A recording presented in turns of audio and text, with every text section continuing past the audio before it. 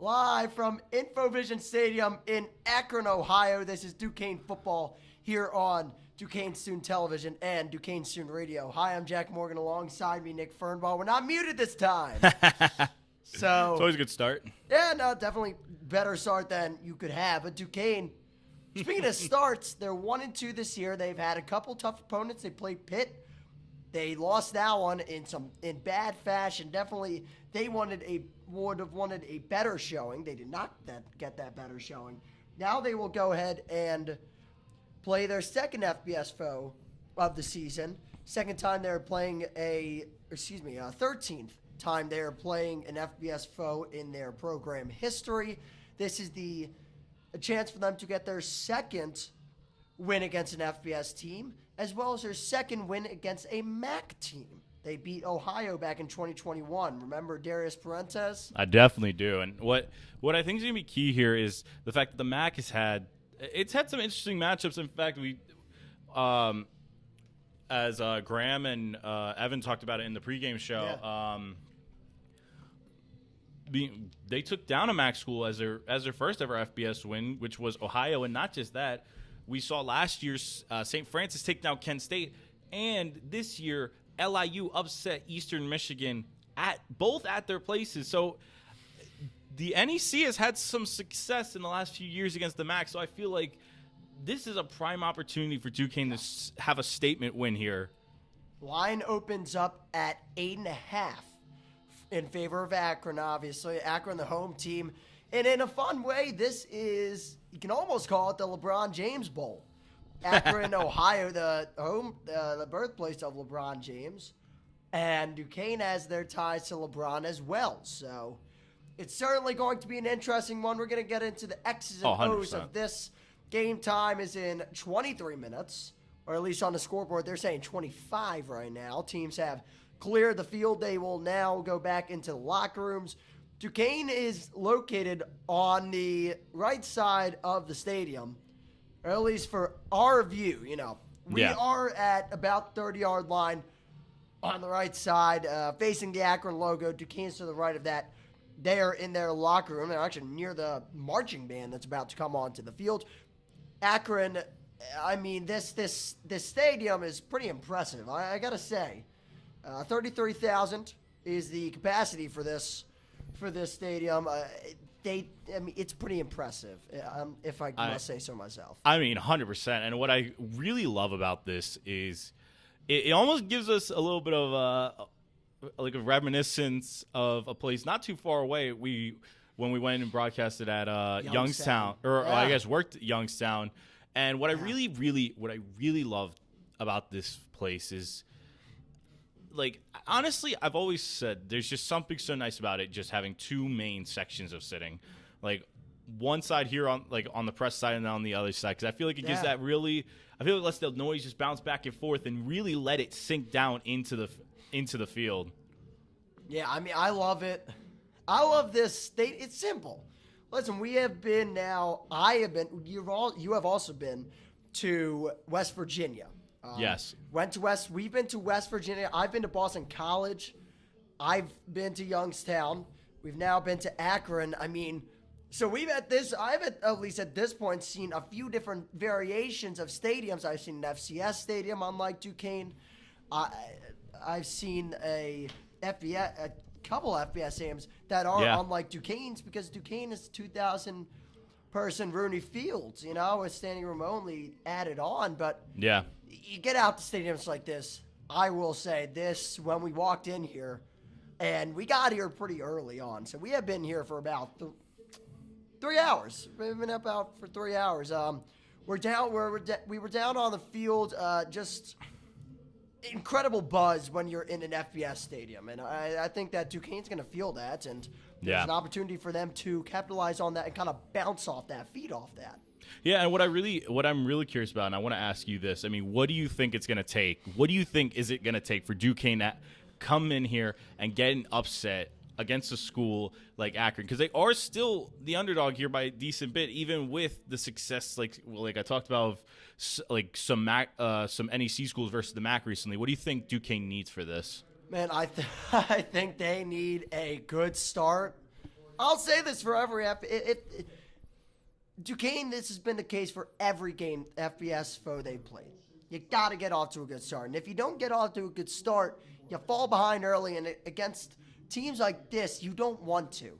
I mean, Duquesne, when you look at games that they have made some noise in, like West Virginia, when they came close until that weather delay, they had a great start. And even though West Virginia had a couple big touchdowns, they countered that by keeping themselves in the game. So I think that's a big thing. I think penalties is going to be a huge thing for Duquesne. They have had some trouble with it. Jerry Schmidt said a couple weeks ago that the pre-snap penalties are the ones that make him lose his mind. And hopefully the Dukes can help avert that tonight. I mean, we'll have a pretty good view of it from over here, just kind of the reaction from Jerry Schmidt and his coaching staff. I mean, they've got a big task at hand. Well, just a couple of things about Akron. We're going to say a couple names tonight. Specifically, the one we will say is Ben Finley. Yeah. He is their quarterback. So definitely going to say his name a lot. Finley is second year at Akron and his fourth year overall. He's a senior, so he's looking to go out with a bang.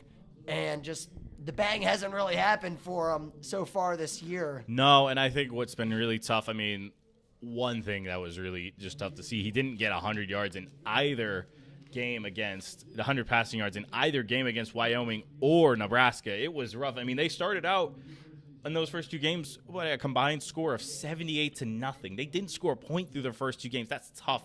That's a really tough look sometimes. And I think what you really want to see is just you want to see Ben Finley get comfortable, like not get put under pressure by guys like Kersinger and Dunkley and people like that, because if that happens, you're going to see Ben Finley have a lot of struggles. But this is a guy who played at schools like NC State. This is a guy who has the comfortability in being in a big environment, in big, loud, tough environments like NC State was, like the Wolfpack was. Yeah. You know what I mean?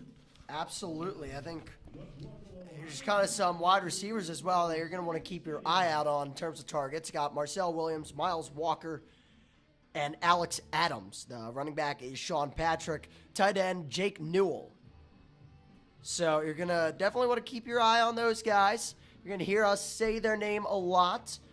And just really an Akron team that is not off to the start they want, but whenever you get an opponent, an FCS opponent, it's almost a chance to kind of reset, gain some momentum.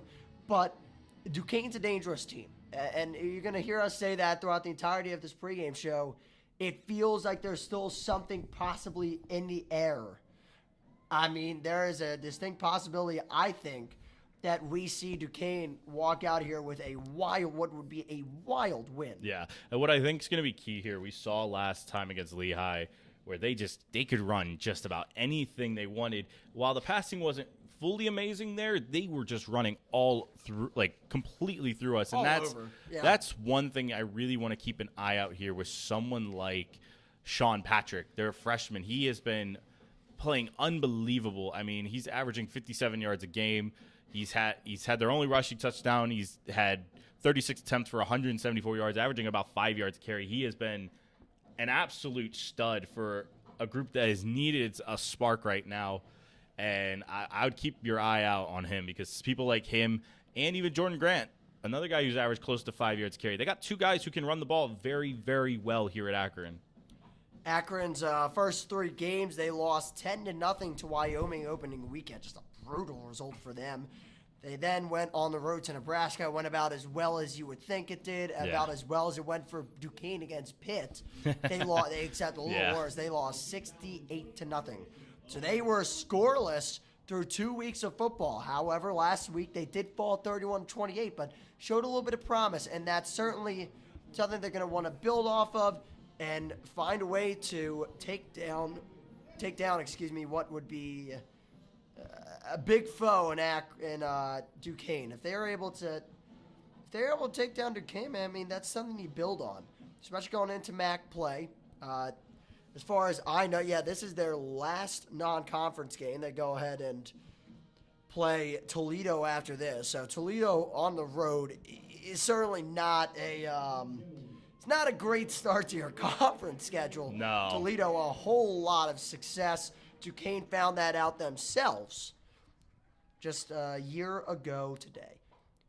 We got more action coming your way. We're going to take a quick break and be right back. You're watching Duquesne football here on Duquesne Student Television and Duquesne Student Radio.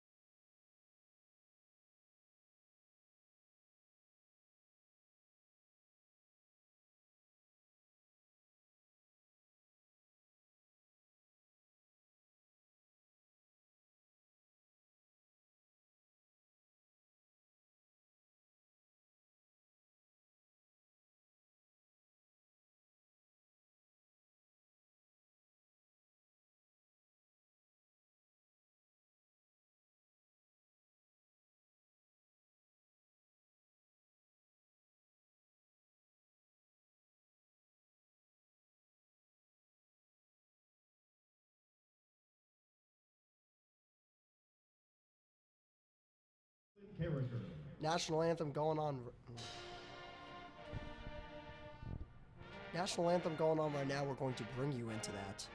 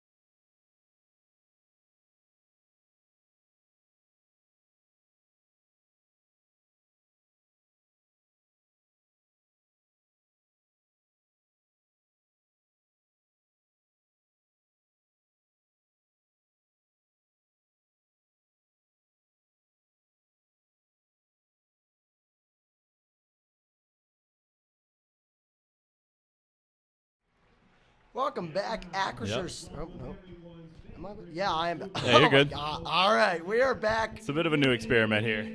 This is certainly a new experiment, but we're glad you're here with us. Jack Morgan alongside me, Nick Fernbaugh. Yep. We have a call for you tonight. Yeah, we are live here at DSR and DSTV today. We do double duty. We're awesome. All right. I'll stop with that. Anyways, national anthem has just been played. The marching band is on the field. I believe it is band night. It is band night. If I'm not mistaken, yes, it is band night. So this is pretty cool, I guess. You could say it's a special moment for someone like me. I've always been I'm a bit of a band geek my whole life. Specifically trumpet. I hope my friend Harley's watching this. It's a nod to him. No, he does play trumpet. Anyways, yeah, so I will say we have a couple of cool things for this broadcast. We have a score bug. We do. That is awesome. So we're going to do that. We have that right now. I think Nick just has to reset it because it is not 6-0. I do. Yeah.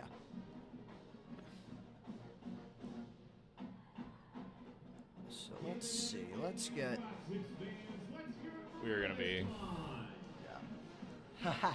So Duquesne going into this one, like we said, 1-2, looking for kind of just a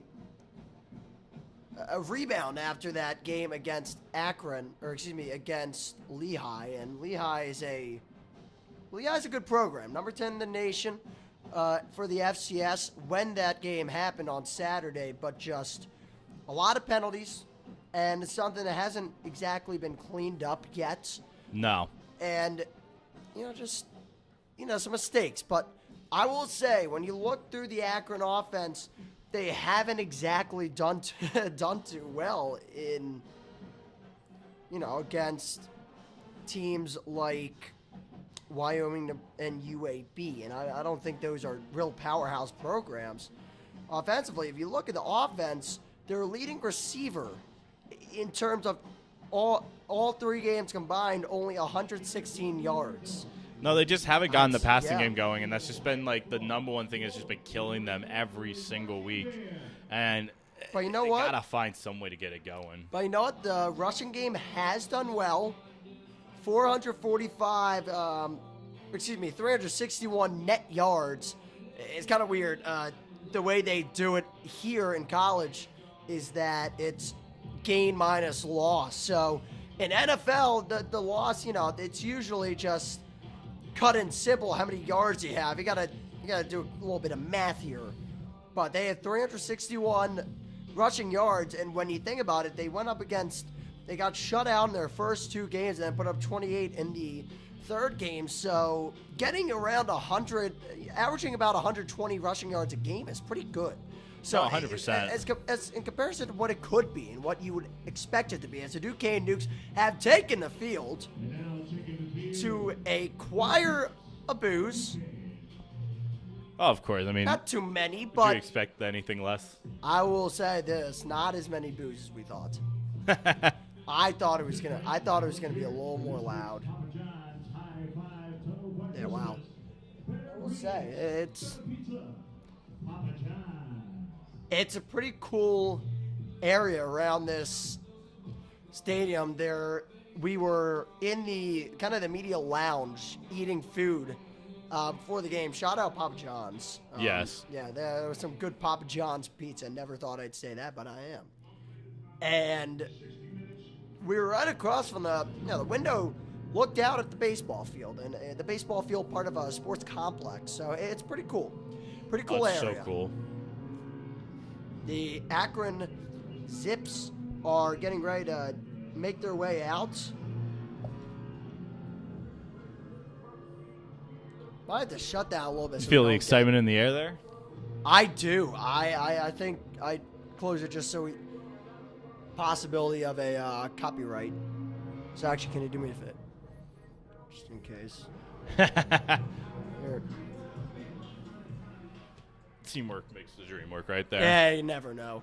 You never know on here. I don't want to copyright.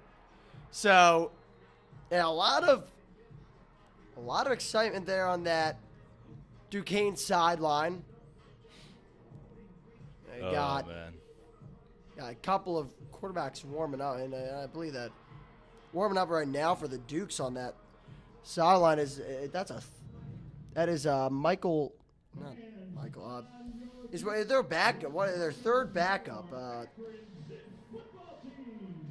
But, anyways, Akron Zips making their way out, and a cannon, I think.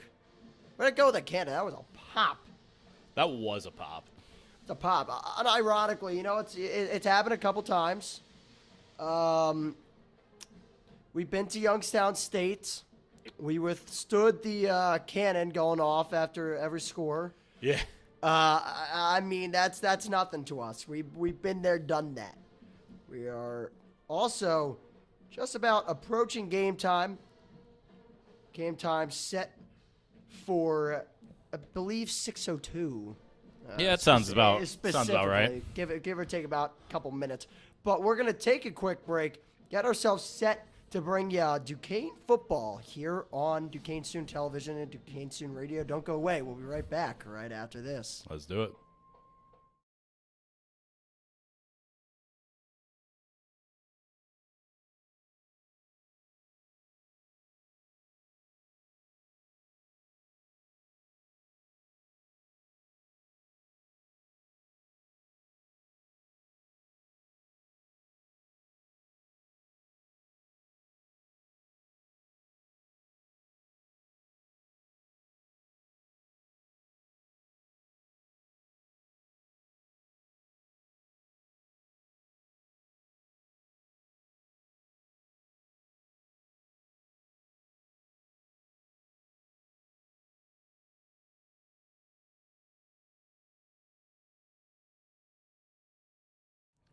We welcome you back to InfoCision Stadium here in Akron, Ohio. Duquesne and Akron about to get underway.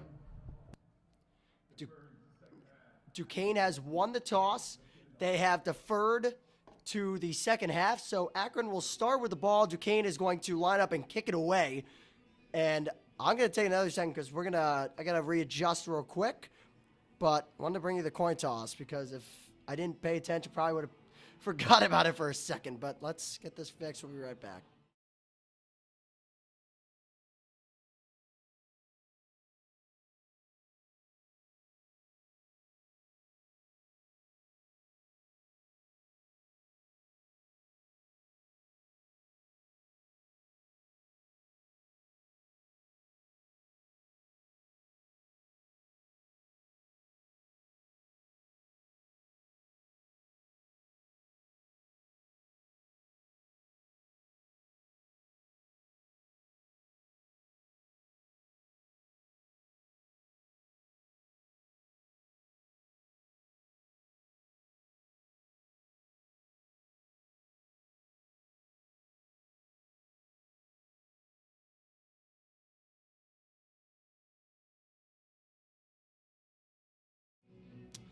back ready for kickoff here. Once again, welcome to Duquesne football here on Duquesne Student Television. Jack Morgan alongside Nick Fernbaugh. We have the call for you tonight between the Duquesne Dukes and the Akron Zips. The Akron Zips had an 0-3 record. Duquesne 1-2. Their one win came against Lincoln. They're trying to get win number 2 and win number 2 against an FBS opponent in their program history. I mean, how good would you feel coming back home right for conference play to go up against New Haven with an FBS win under your belt? I don't think there could be a better start. Duquesne would take that 4-game start if that was the result. So Duquesne lining up to kick it away would give you the Duquesne kick, the actual kicker. That's Matt Marcinko. Now, what I think is going to be a crucial thing here is they have to get their special teams right tonight. Actually, they've had a lot of issues with their special teams through these first 3 games. I lied. That is Matt Clark. So Duquesne does have a couple of kickers. The Marcinko, my apologies, actually handles the field goals, and Matt Clark handles the kickoff. We're underway from Info Cision Stadium today. That one goes out the back of the end zone on the right side. That is going to be a touchback, and that will bring on the Akron offense, led by number 10, Ben Finley. Akron in navy blue jerseys with darker yellow, close to gold lettering and numbers. Duquesne in their traditional road whites with the blue, navy blue lettering and numbers on the back with red trim. Finley's in the shotgun with a running back to his left. Takes a snap, hands it off. Stopped at the very beginning of the line of scrimmage, but surging forward for 5 yards there. Nice run. Start off the game by Sean Patrick. And they're going to go tempo here. Oh, 100%. That's where you're going to be looking for the best from. Yes, here's Finley. Throws it over towards the midfield line. It's caught. And that's where right there is one of the biggest strengths. Well, one of the biggest weaknesses you're going to see from Duquesne. They get beat a lot, especially in interior or intermediate and deep routes on the sideline there. Miles Walker rails in the catch. And on first down, a run to the right side, swallowed up by the Dukes for no gain. He's lucky if he got back to the line, actually. That'll bring up second down.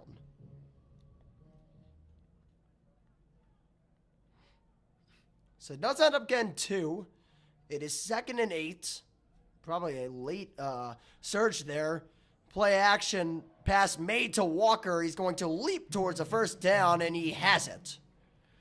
About a 6-yard pass there, and an extra 2 on the dive for Miles Walker. It's his second reception of the day, and it's another Akron first down. They're going to have him short. What I like from that was just the awareness to just, like, as soon as he catches that, to try and lean forward. Almost like a little bit of like a Tyler Lockett type play. Yeah. Like, see the spacing, just get down and avoid unnecessary hits there. So he was short. It's 3rd and inches. They get the first down easily. Nice cut on the left side, and he gets down to around the 30.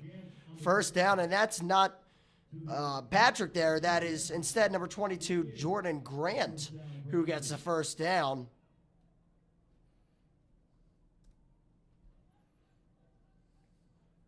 I also believe they had another quarterback in there. They had Michael Johnson Jr. taking the snap and handing it off. Well, Finley's back in the game. Run fake now, rolls to his right. Pass caught at the 15. Lunging towards the 10, trying to fight his way out of a tackle from number 5 for Duquesne.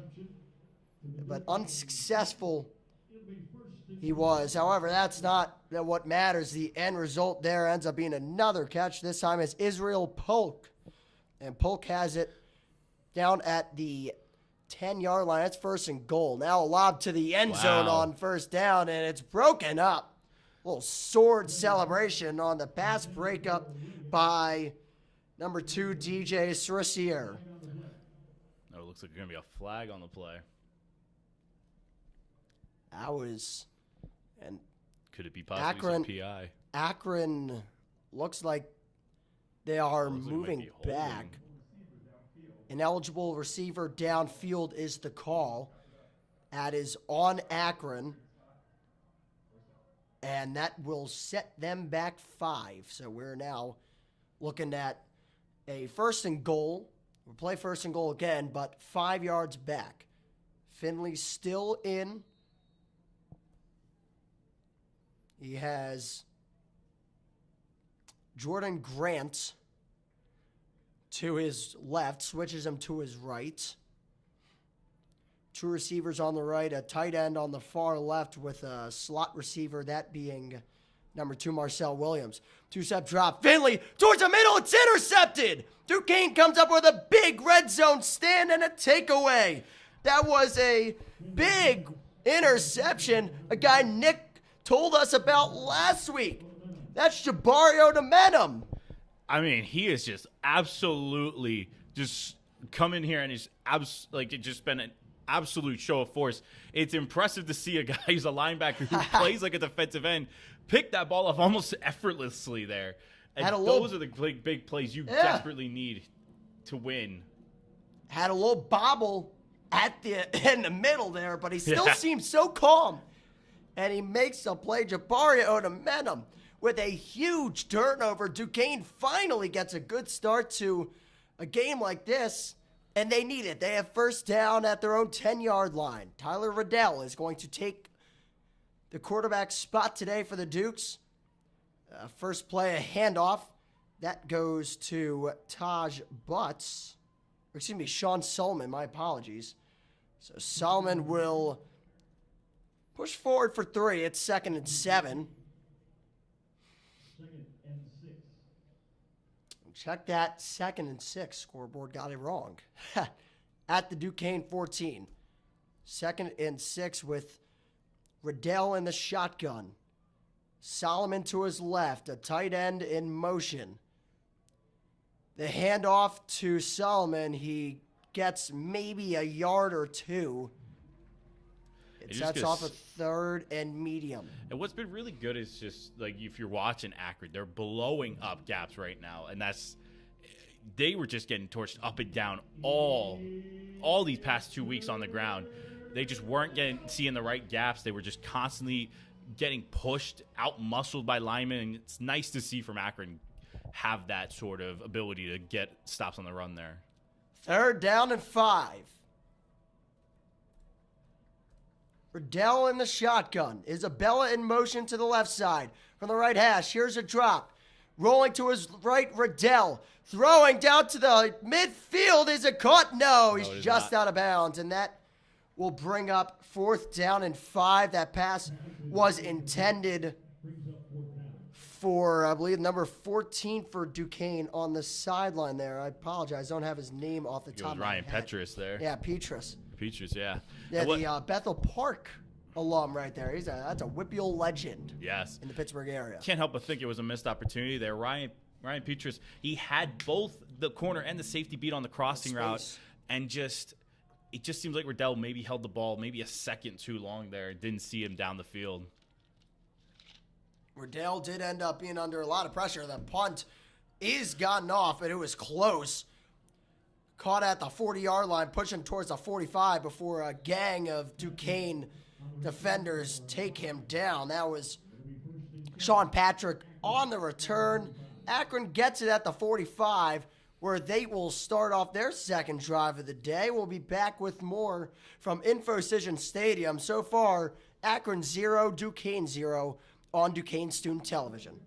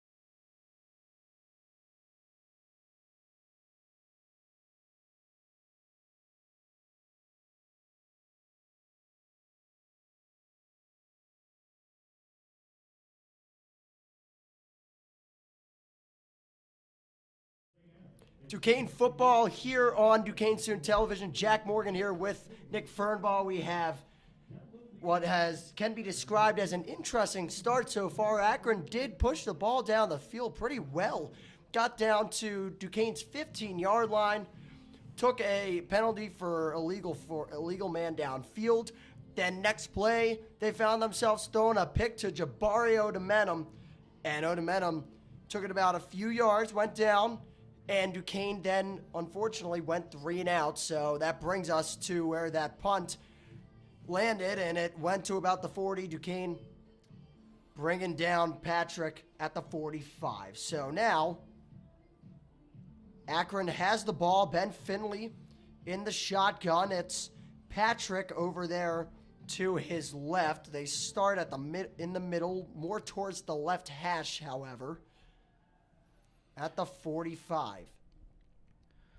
Here's the shotgun snap to Patrick. Kersinger is there. That's a good tackle right there, preventing what could have been a 10, 15-yard gain into just a few yards. It's going to bring that up 2nd and 8. I love watching Patrick. He's so shifty. Now here's Finley still looking, rolling to his right. He's got space towards the 50. He goes out at about the 49. That space quickly closed off. Duquesne doing a good job rallying to that ball. He was. It's going to bring up a 3rd down and 4. Interesting decision to run out there because it looked like he had at least another yard or two to maybe even stretch out the ball there. He could have maybe gotten the 1st down on that run. 3rd down and 4. For Akron at the 50-yard line. Finley, 3-step drop, still looking, send the pocket, throws towards the middle, no one there, incomplete. It could have been regarded as a pass towards, I believe that's number 6 for Akron, and officially that being, I will get the name for you. It's kind of funny with football, you get a lot of these. Yeah, I got some guys that, even on the 2-deep, you don't see them. No. But anyways, the point of the matter, incomplete, 4th down. Duquesne comes up with a big stop for the 2nd time today. You think it's an interesting choice here to punt on like a 4th and 4 here, especially since Akron is the better team here in terms of roster talent? It's no man's land for sure. And Duquesne is going to be fine with that decision. Wow, that bounce at the goal line. But it will be called like a touchback, right? A touchback. Yeah. That was close. That first bounce had to have been at the 1.5-yard line, but it just hung around. Duquesne gets lucky. They will get to start at their own 25-yard line. That was interesting there. It looked like for a second. It honestly looked like it stopped. I first looked and I thought, that definitely crossed the line. And then I looked again. Check that 20-yard line. Yeah, and it almost looked like it just like stopped. Like it looked like you usually see balls either roll backwards, get backspin, or push forward, bounce to the side. It almost like just planted into the ground, almost like remember the old rain. I forget. I think it was like 07. It was Dolphins Steelers, and the weather was so bad at Acrisure that the ball, when it was punted, just landed just plopped. It almost looked like that. There's not a drop of rain in sight out here. It's a nice there's night. not. I mean, as soon as we say that, I'm sure. We've been talking about that all day, by the way. They are at a media timeout. However, we're staying with you here as Duquesne will have the ball at their own 20. They come up with another stop, and just so far, just got any thoughts here on how the Duquesne defense has played? They're playing unbelievable because this is, I get Akron's not had the best run of form, but it is so impressive to see this team. Like, it's so impressive to see the Dukes stand up against, even if Akron's considered some of the, like, maybe on the lower tier of FBS schools, FBS is still a giant step to FCS, and they're playing super fast. They're flying around. I mean, you saw Chersier make an unbelievable play to stop what I would have thought would have been an unbelievable throw by Ben Finley to the corner of the end zone, to the left corner of the end zone there on the first drive before Odomenum made that, what I think could be a game-changing play if the Dukes can get their offense rolling. Absolutely, and Duquesne has a chance to. It's going to be their second drive of the day, trying to get you guys a NEC updates. Duquesne and Akron obviously going on tonight, but there's a couple other games. A few that have already happened. Robert Morris actually went up against Dayton. Oh, Dayton, really? Dayton ended up winning that one 17-14. That was in Moon Township. So Ouch. big road win for Dayton. A brutal loss for Robert Morris in the NEC, to be real with you. Yeah.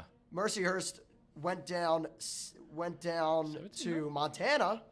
Montana To play State. Montana State. They lost 17-0. It's not awful. Valiant effort against a team who made the FCS championship last year. That's a valiant effort to keep them to 17. New Haven took down Saginaw. Wow, that is a name if I've ever seen one. Yeah. Delaware State took down St. Francis 39-10. Central Michigan over Wagner 49-10. And Stonehill took an L today to Penn at home. Well, Penn football.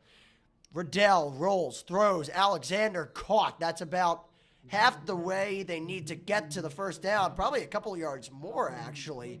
That's a good play on first down. Just Riddell taking the snap. Roll out to his right, and Alexander was there. A simple concept, but it does the trick. Duquesne about 2.5 yards away from that first down marker. That's one thing I've been really, really wanting to see get going is the connection between Riddell to Alexander. They've had that. They've had some big moments, but it just hasn't been consistent this year. Duquesne and B.J. Alexander have been a good fit so far. The run play to Solomon is locked up. He maybe got halfway to that first down marker, but he ended up landing about 5 yards back. Doesn't matter. They'll call it even. The marker does not move. It's going to be third down, and we'll call it 3.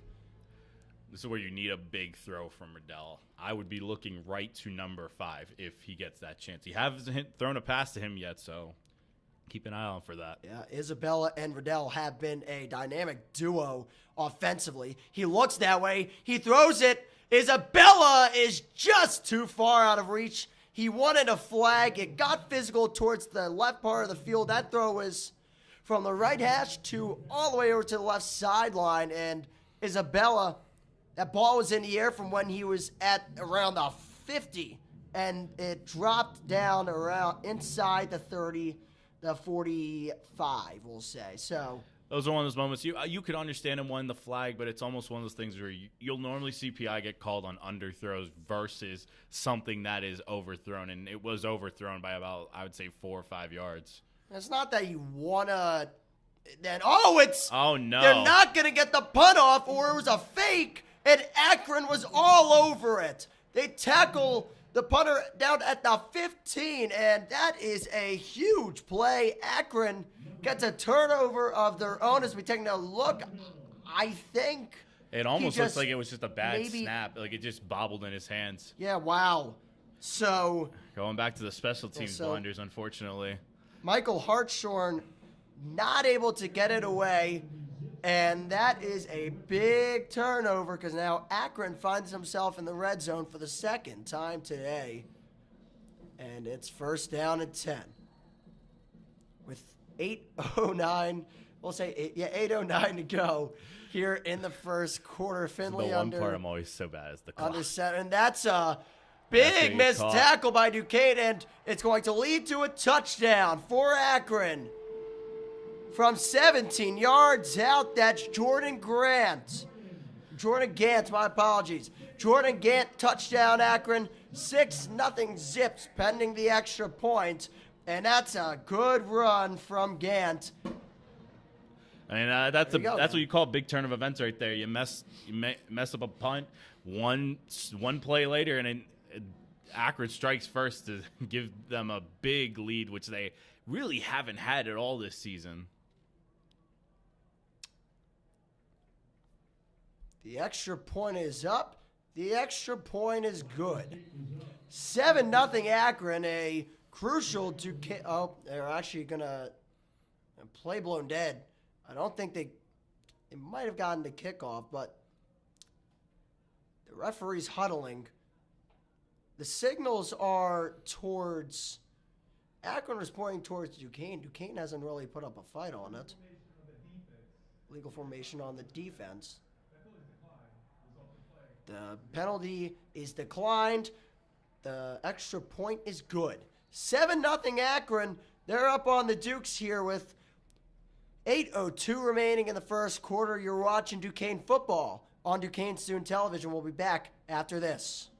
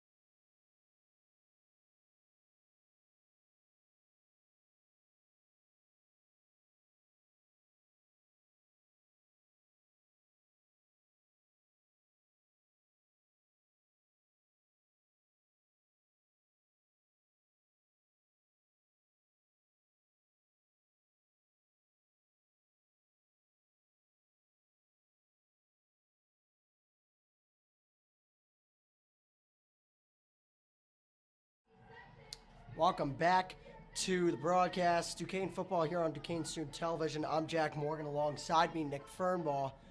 And so far, Akron 7, Duquesne 0.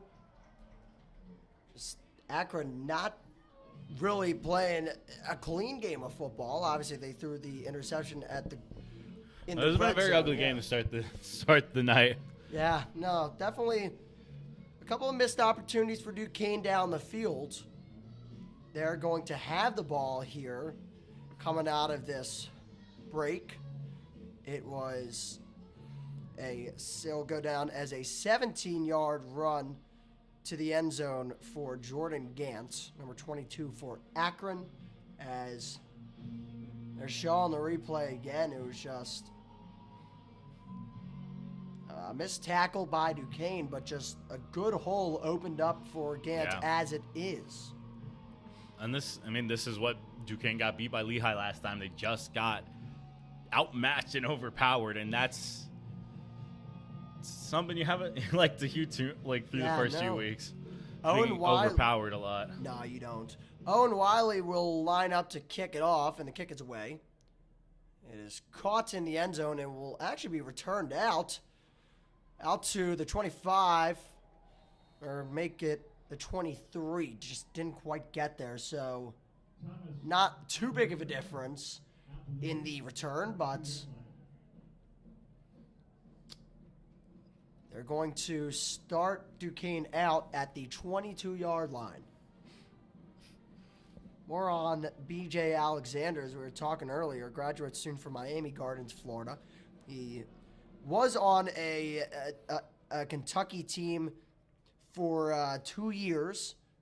Just didn't see much action. And FAU, he also played with FAU for 2 years, coming from there.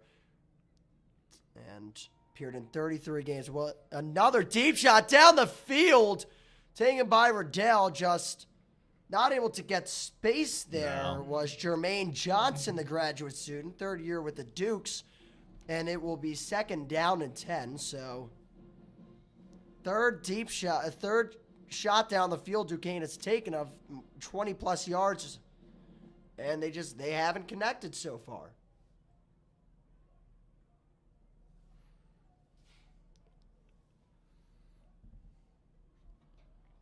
2nd down and 10. Riddell takes a snap, hands it off. Davis will get a couple, and it will set up a 3rd down and long for this Duquesne side.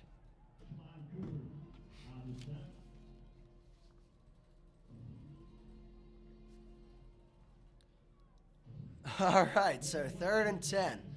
Staying on the field is Ness Davis for Duquesne. He lines up to the right of Tyler Riddell in the shotgun. From the right hash, 3rd down and 8 from the Duquesne 24. 2-step drop, Riddell. Nowhere to go, and down he goes. I mean, that's just great awareness from number 14. He saw there was an open gap, and he just took it. He closed any running lane that Riddell was looking for completely off there.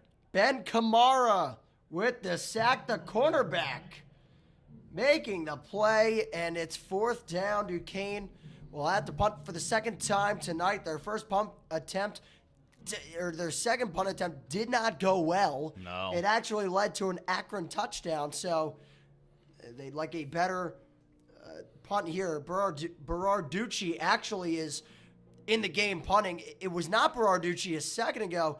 Duquesne's going to hope for a bounce. They do get a bounce. It goes rolling to the 39-yard line. Nice punt there by Michael Berarducci. And Akron will start at the 39. So Duquesne and Akron battling it out here from InfoCision Stadium. We once again welcome you here into the booth. Jack Morgan alongside Nick Fernbaugh, and Ben Finley leading out an offense that has already scored once in this one. But they did score off of a turnover by the Dukes on a punt. And if you look at the yardage, Duquesne is being outgained by 93. And you might wonder how that's possible when Akron has 88 total yards. Duquesne has a -5 total net yards of offense. And not an ideal start. They have -12 rushing. So the other thing is, I will say that the sacks will Always count as negative rushing yards. Yeah, so, you know, that's something that I think should be pointed out. I think that is why it is that lopsided, but only 7 passing yards outside of that. So There's just been too many missteps. I mean, they've gone for the deep ball philosophy. They tried one to Johnson, one to Petrus, one to Isabella, and there's just something off with their timing right now through the first few drives. 1st down and 10. Finley takes a snap out of the shotgun. And Duquesne making sure he goes nowhere. Flag on the play. A helmet went flying in the middle of the field. So the refs conferring there, but I think that might go against Akron. Legal hands to the face on the offense.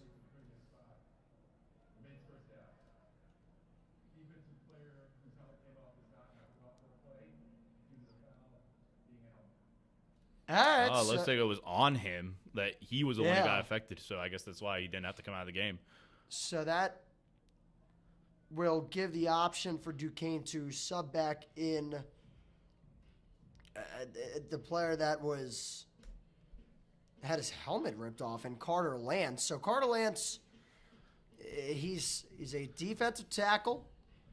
On the 2-deep depth chart, he does appear with A.J. Ackerman, so I believe Ackerman's still on the field. So 1st down, Finley, pump fakes, throws, and it's almost intercepted. That was a dangerous throw. An unbelievable punch out from the tight end there. T.J. Jones looked like he had it right in his hands, and he did.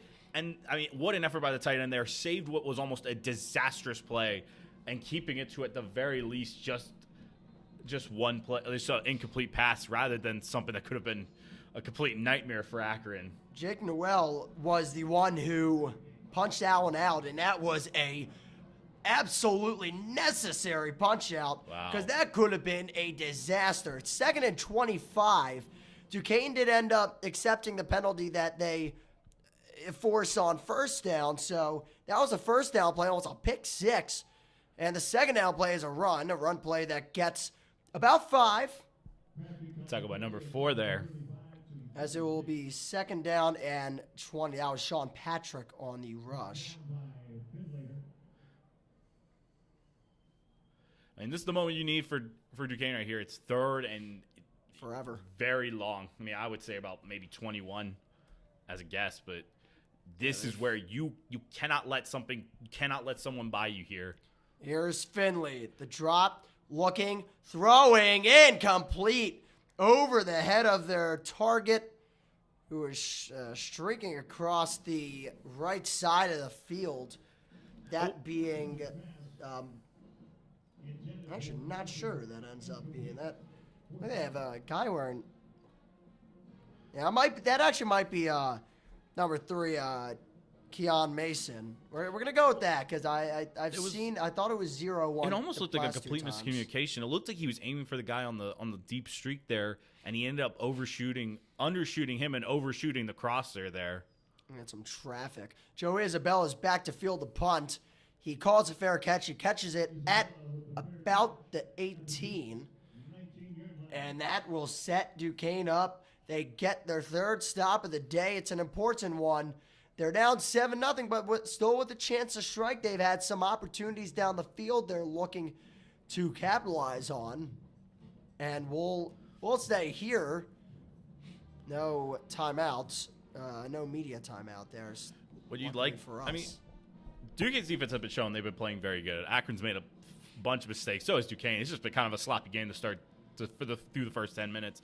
But what you haven't seen yet is a Duquesne first down, and that's got to change if they want to even have a chance of getting back in this game.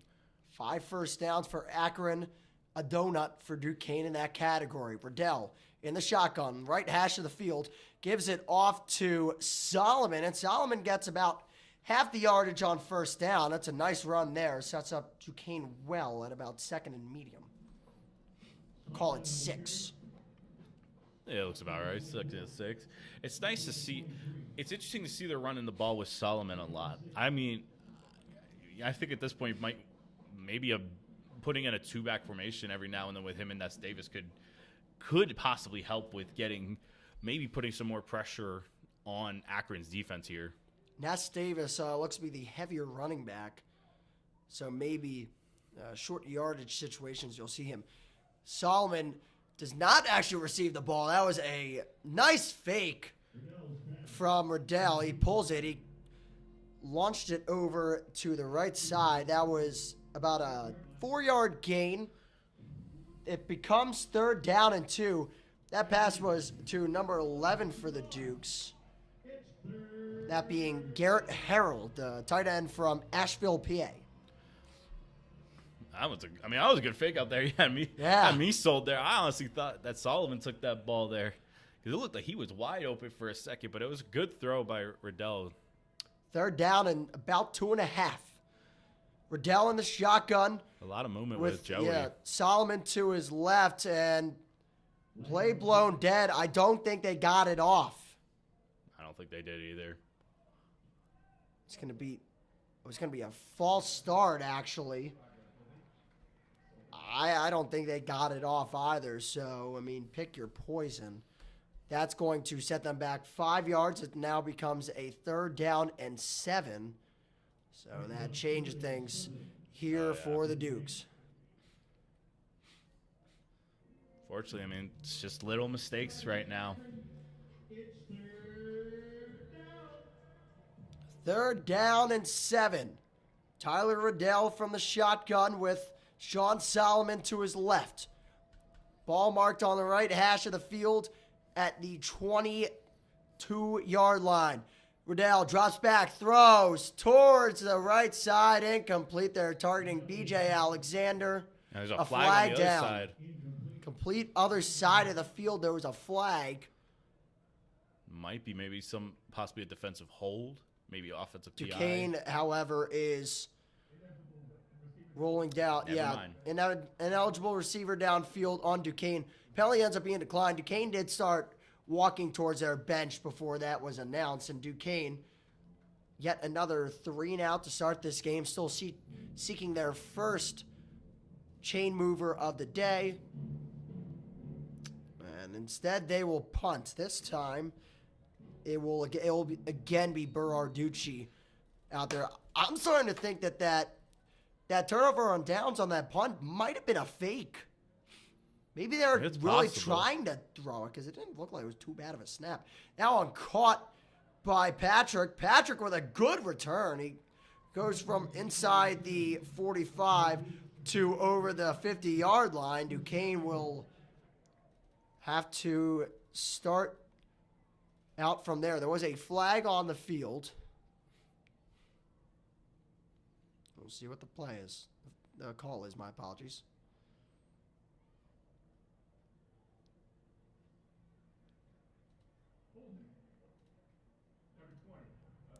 That's going to...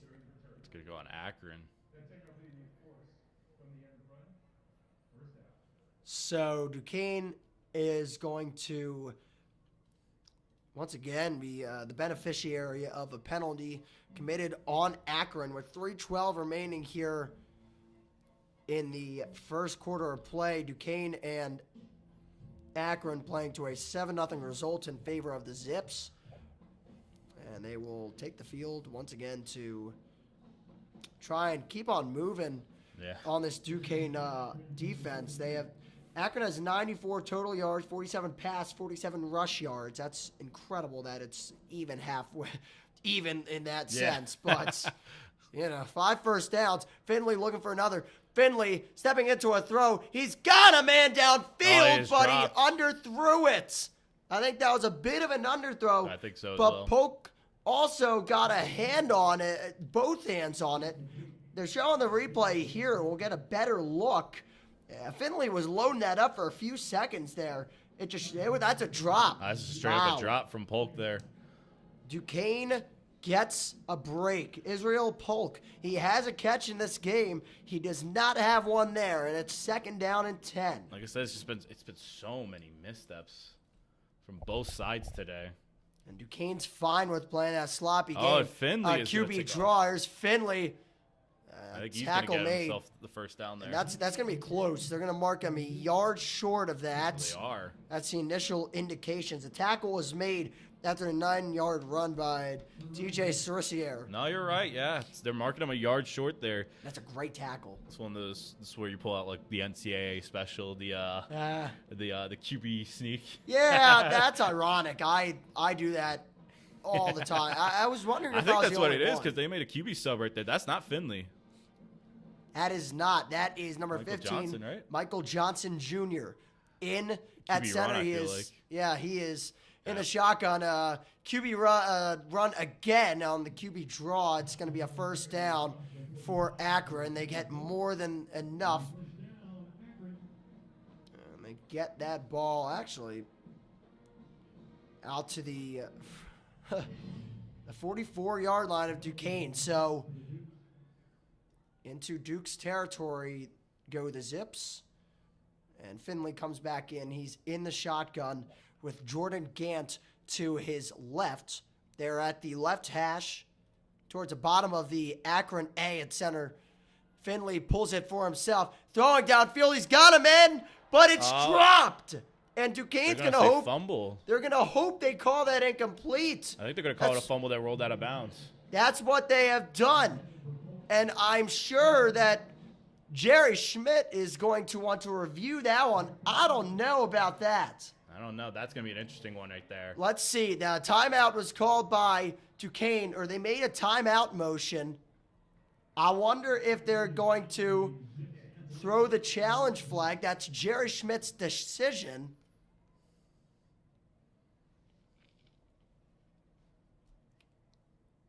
We will see what happens here as they are continuing to talk it over.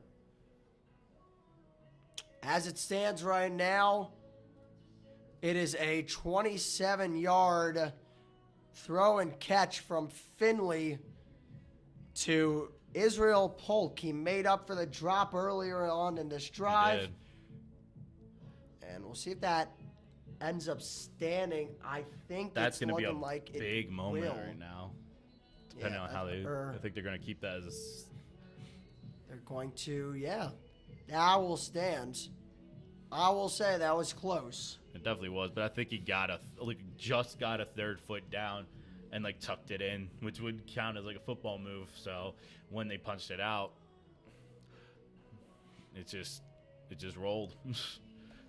Definitely helps being close to the sideline there.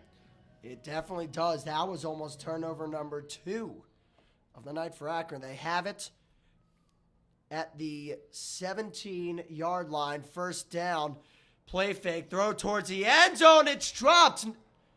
But give a lot of credit to Cerisier there on the left side. Really, it was him who poked it away from Noel. As we take another look on the scoreboard, I think that was Cerisier who, that's... It was. He was the one who had the break up on the first drive before Momentum got the picks. He's had some big plays in the red zone here. Keep your eye out for number 2. Wearing white for Duquesne tonight. He has made some big plays. He lines up defending Marcel Williams on the left side. Finley drops, still looking, and it's caught. Complete down to the 9-yard line.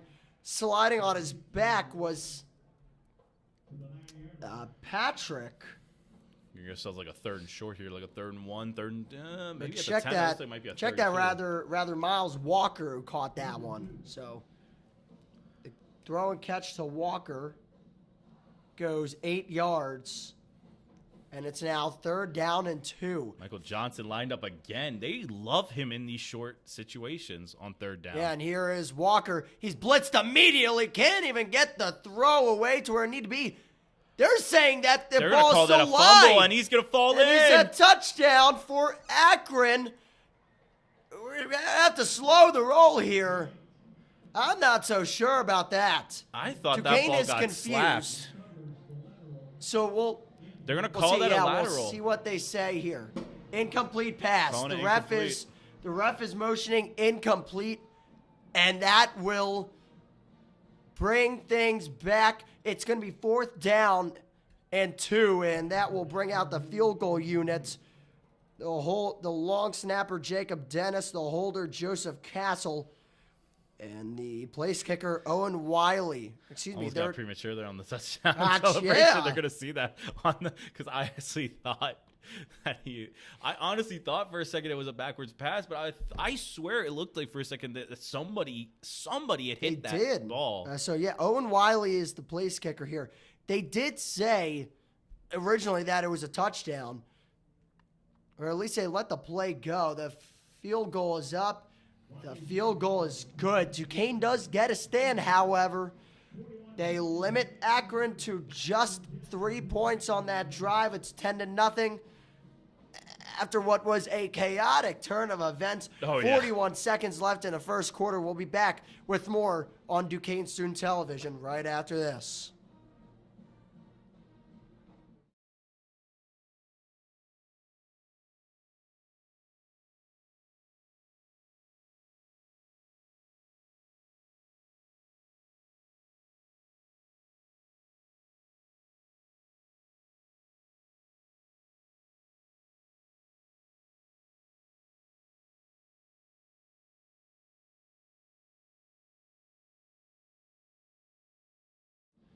Welcome back from InfoCision Stadium here in Akron, Ohio. We're live on the scene here. Duquesne Student TV bringing you Duquesne football. Jack Morgan alongside Nick Fernbaugh here. And I love the little roar of the guitar there as they're getting ready for kickoff. that is great. By the way, we appreciate all the support we've gotten on the live stream. Really appreciate it. Yes. If you could like, comment, and subscribe, that would mean the world to us. We're on the road to 300 subscribers. The kick fielded in the back of the... So the fair catch signal was given on before the return. That was Joel Passot, who was returning it for Duquesne. It was kind of a good pooch kick by Wiley, pinning Passot to really about the 3-yard line was where he got it.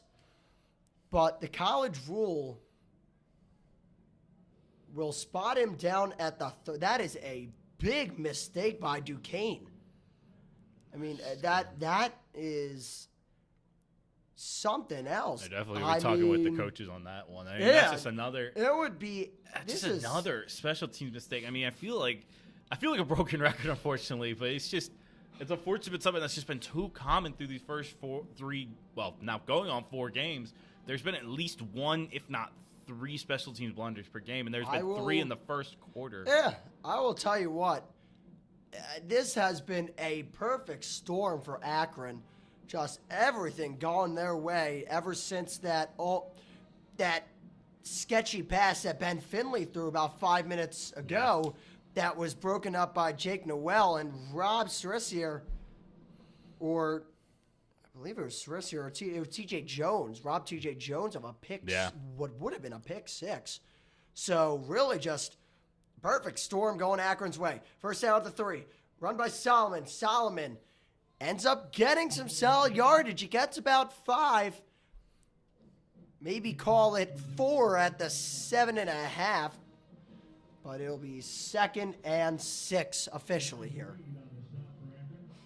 And that will most likely go down as a final play of the first quarter unless Duquesne decide to run a play. I don't think they will. They're starting to walk off. No, they're walking off. So that'll off. do it for the first quarter of play here from Akron, Ohio.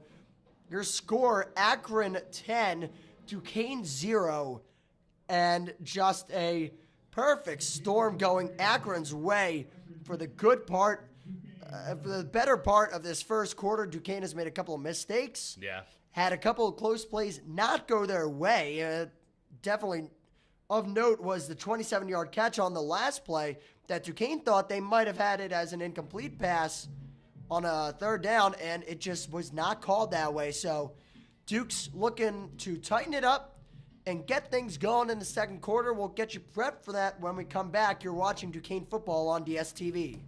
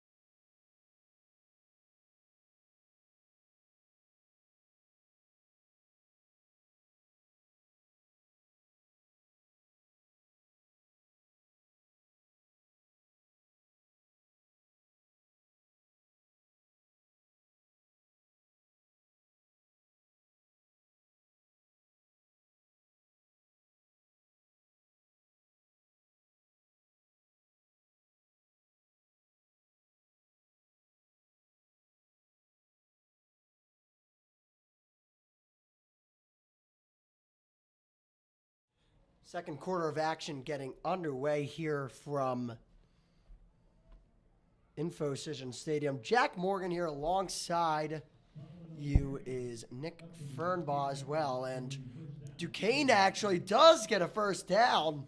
First time tonight, Duke's first down. It is a run by Sean Solomon. Angry run to that left side. And they switch sides here for the second quarter. Riddell in the shotgun. The ball is spotted at the 16-yard line. Two-step drop. Riddell throws, and it's dropped. It was a throw about 2 yards down towards Boyd. Kieran Boyd misses an opportunity to start Duquesne off with a few extra yards here on first down. Instead, it's 2nd and 10. Duquesne going from right to left from our vantage point. Akron going from left to right as the second quarter gets underway. As Riddell in the shotgun.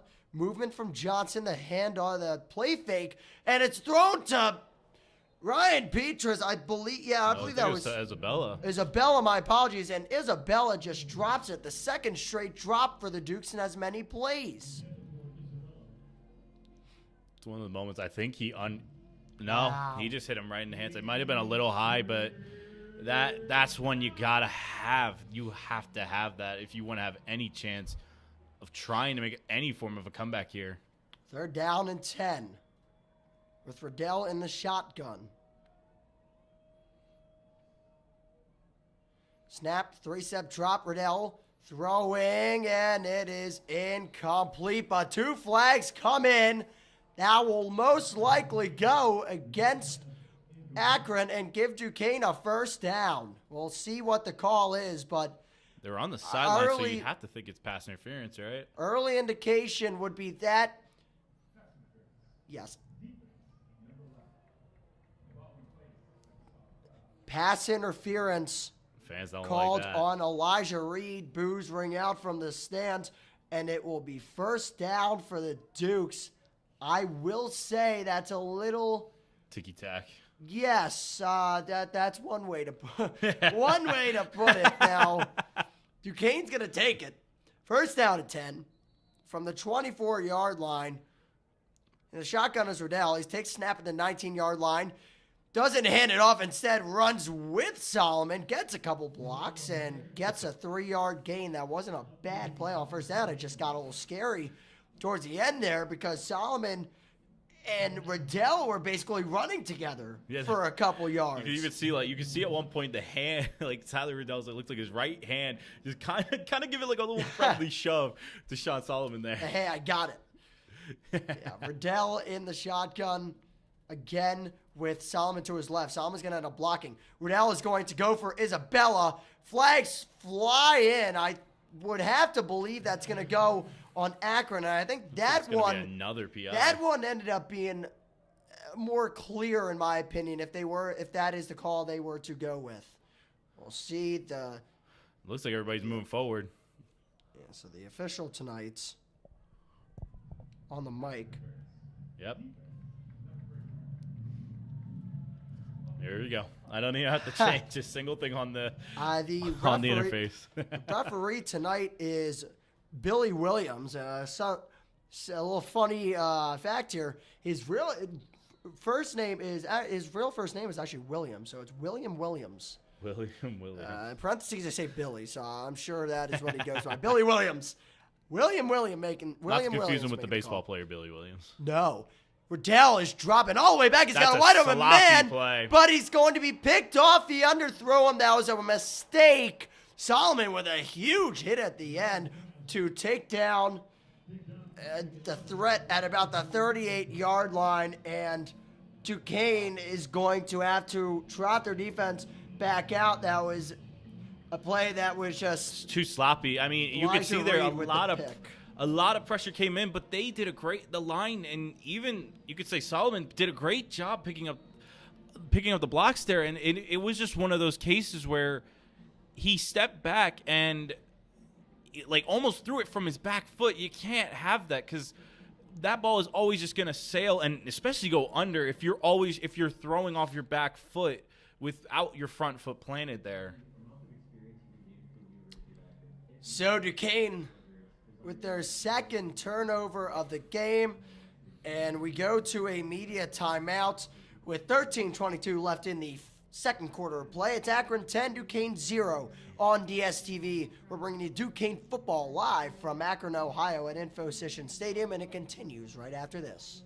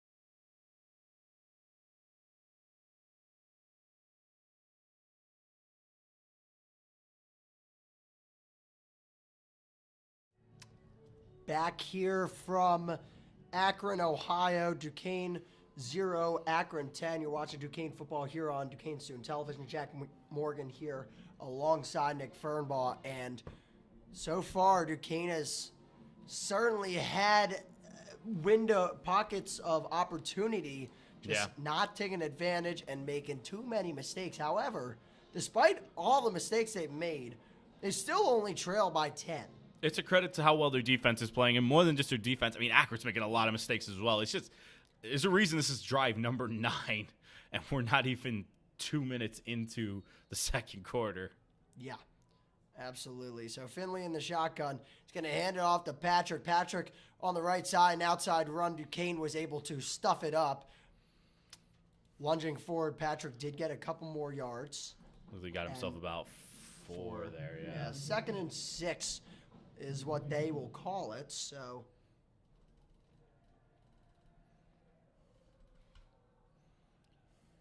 Throw down the field is caught and reeled in for about 10 extra yards to the Duquesne 30-yard line.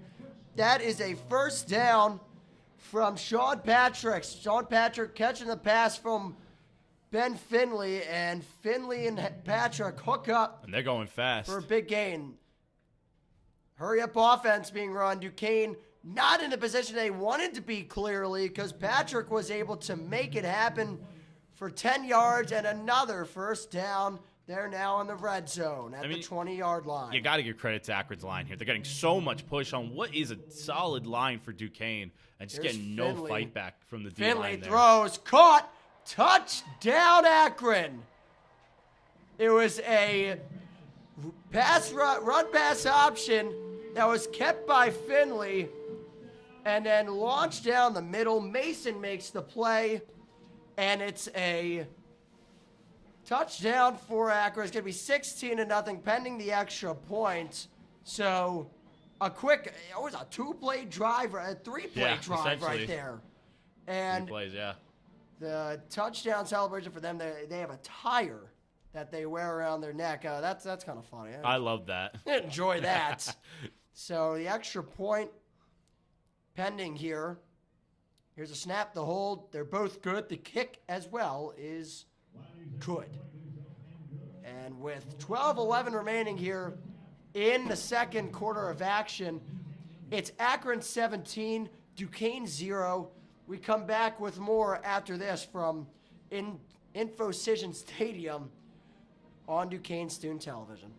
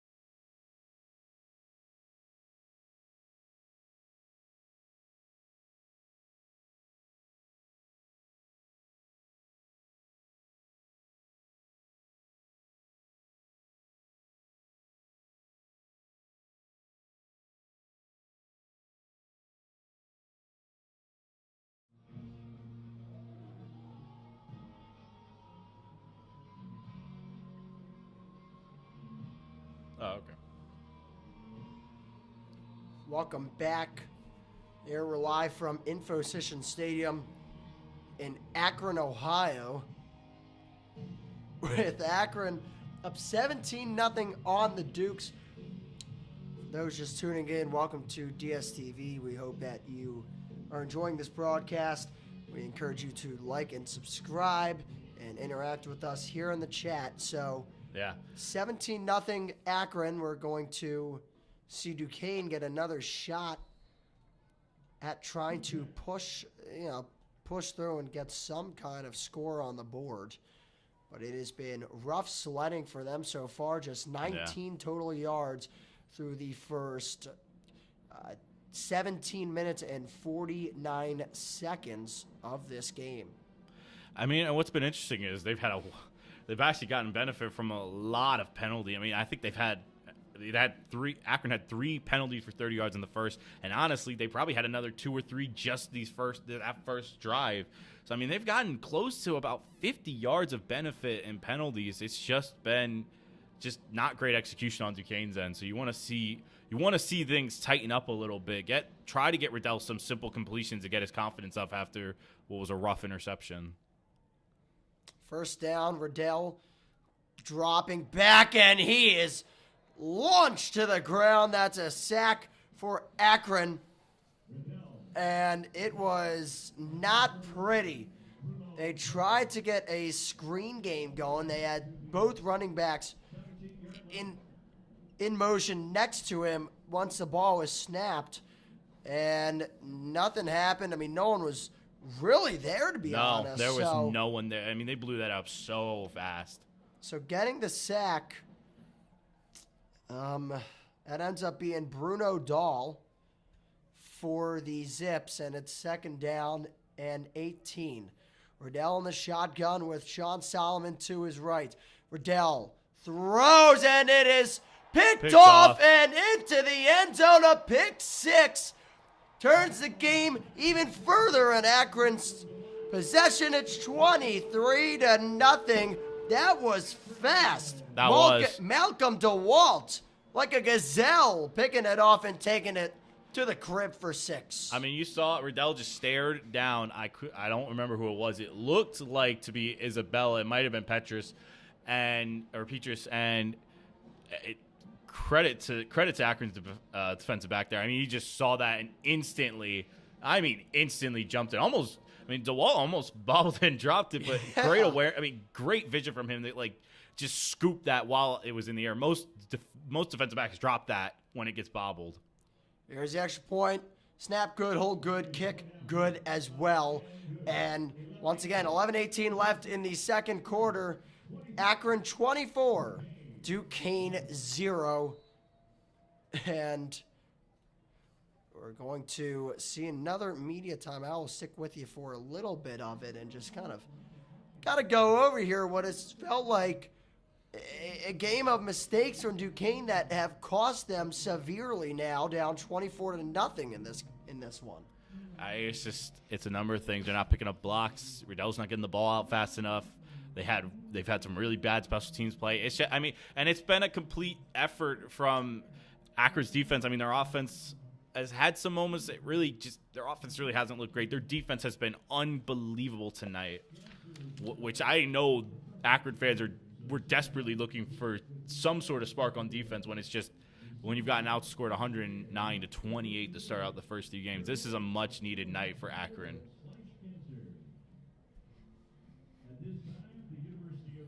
So 11:18 left here in the second quarter of this one, and Akron really liking how they're playing right now. I mean, what's not to like? You've been doing it offensively, doing it defensively. There are a little bit of miscues they had to start the game, but that was at the beginning of the game. I think ever since, and I don't know how big of if it really can go down as a turning point, but it certainly, in my head, is an easier way to kind of benchmark when this game turned. And it was the missed pick 6 opportunity by TJ Jones, but more so credit to Jake Noel for deflecting the ball out of his hands as Jones was trying to turn and run, and it just has been all Akron from that point on, and they are up 24-0. If there's any hope for Duquesne fans, it's that there is still a lot of time left in this game, and judging by the way that Duquesne's defense has played, they just need a little boost from the offense here, and maybe, just maybe, Tyler Riddell will be able to supply that on this drive. Tyler Riddell, I mean, he's not having a great night. 2 for 10 with 2 not picks. In a detrimental way do I say this. He has the same amount of interceptions as he does completions so far. So definitely not a night to remember so far for him. He's looking to turn it around, as are the Dukes as a whole. And you can kind of you see on the sideline actually, all of Duquesne's defense meeting all one huddle. It is a big unit of them. So they're talking things over there. The offense on the other right side of the sideline looking for their opportunity to get going, as that one's booted away, and that will go into the end zone and out the back for a touchback. That was a learning experience. It was a learning experience, I believe, for Passau, who had called a fair catch on a punt on the last kick return in the first quarter, and it ended up being a first down at 10 for the Duquesne drive, starting at the 3-yard line, because he called a fair catch. This time, he noticed that and let it go out the end zone or go out of bounds. I think good coaching there to ensure that the same mistake didn't happen. No, 100%. Sometimes the best thing to do is just stay out of the way. Riddell handoff. Solomon creeping, looking for a hole. He found one for a little bit. That's going to result in him getting 3 yards. It'll be 2nd and 7 from the Duquesne 28. Not the start you'd like to see. So, I mean, at this point, what do you think Duquesne can do to try and get things back rolling? Try and take it one play at a time offensively, one set of downs at a time. You find yourself, and that's going to be a false start on Duquesne, so this hurts you.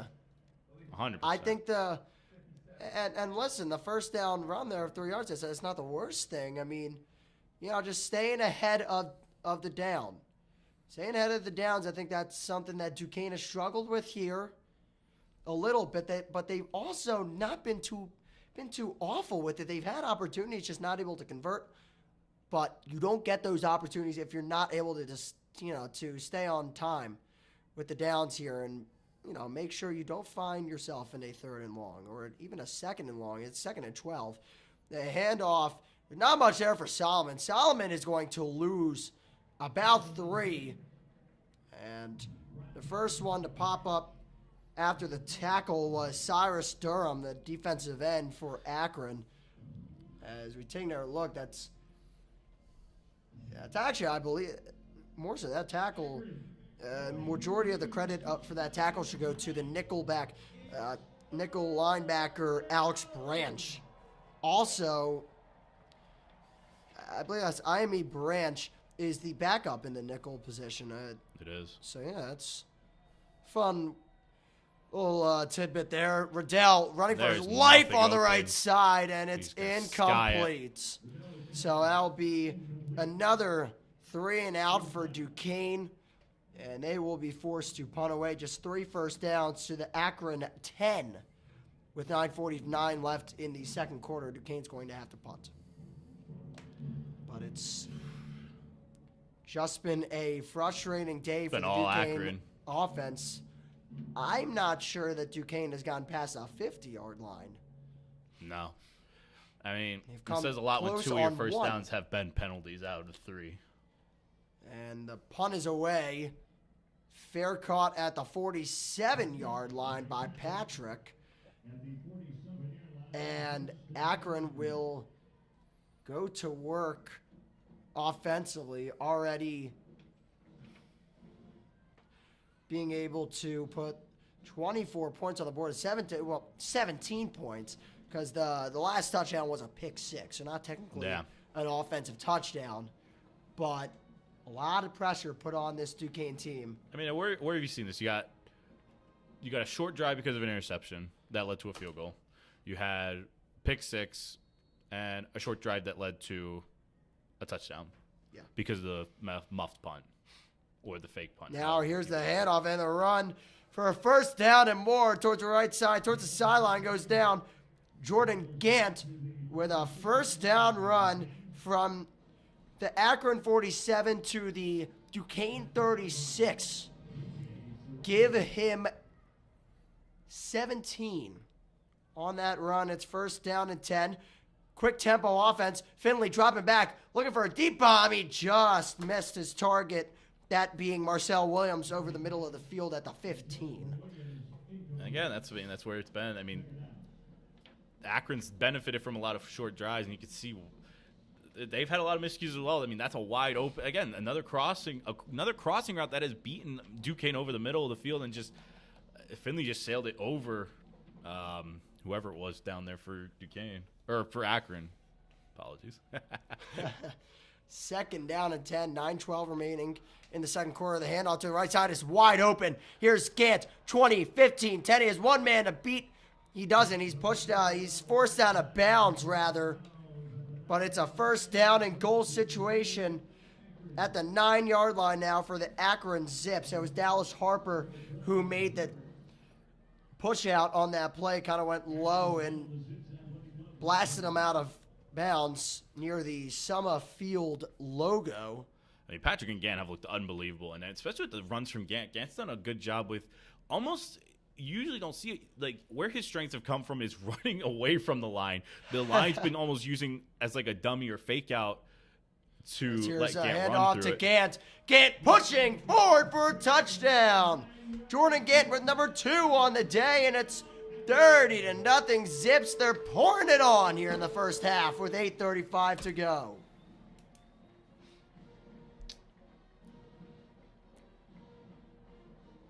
A 9-yard touchdown run. He shrugged off a tackle at about the 3-yard line from number 10 for the Dukes, Avery Morris, and another scoring drive for Akron. They haven't had much trouble since the beginning of the second quarter finding the end zone. That's a third time they've done it in a short span of 6 minutes and 25 seconds. Jordan Gant with a 9-yard touchdown run. Akron up 31-0. This game has changed quickly. Duquesne running out of time to right the ship. We'll see what they can do. Right after this, you're watching Duquesne football on Duquesne Student Television.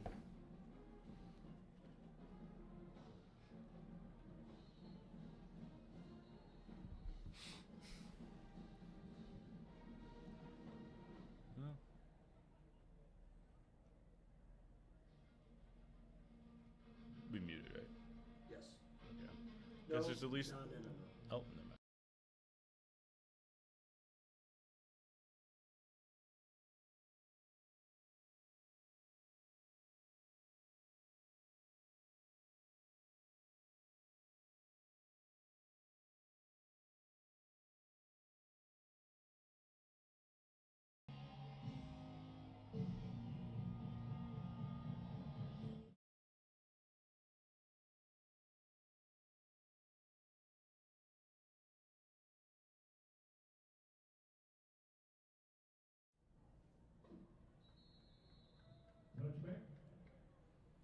We are back as not much of a media timeout there. I think at a certain point, I think they do stop taking those media timeouts after touchdowns when it becomes a situation like this. Tyler Riddell going to take the field.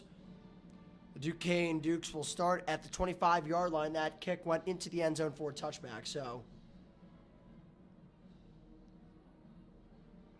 bring you right back in with us here. Jack Morgan alongside Nick Fernbaugh as the Dukes looking for an answer. Here's a snap by Riddell.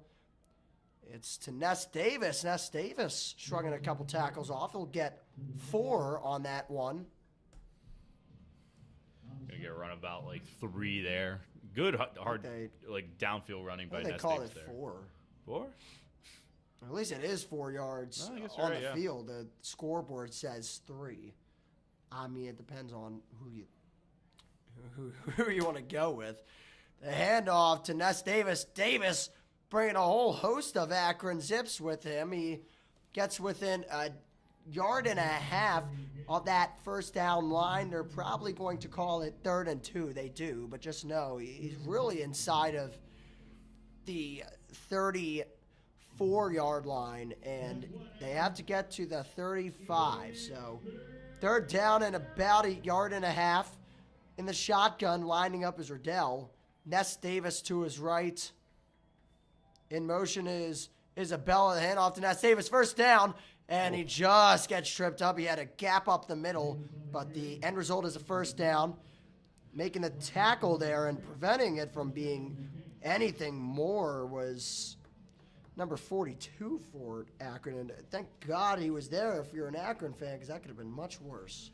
No, I mean, that was absolutely unbelievable tackle there for 42. Because, I mean, that could have been at least, I think that could have been about a 20-yard run there. Melvin Spriggs is the man who made the tackle for Akron, the linebacker. Ness Davis on a first down run. He was wrapped up. Akron knew what was coming. Absolutely. Again. Unbelievable play there by Bruno Dahl. He had this one. He does. And he saw the immediate cut to the left there by the line and just got around what looks to be what I think is Michael Falla. I believe so. Yeah, I think that is Michael Falla for the Dukes. It's just like I said. It's Cameron McLaurin. Apologies. It's just been all Akron here, every single play.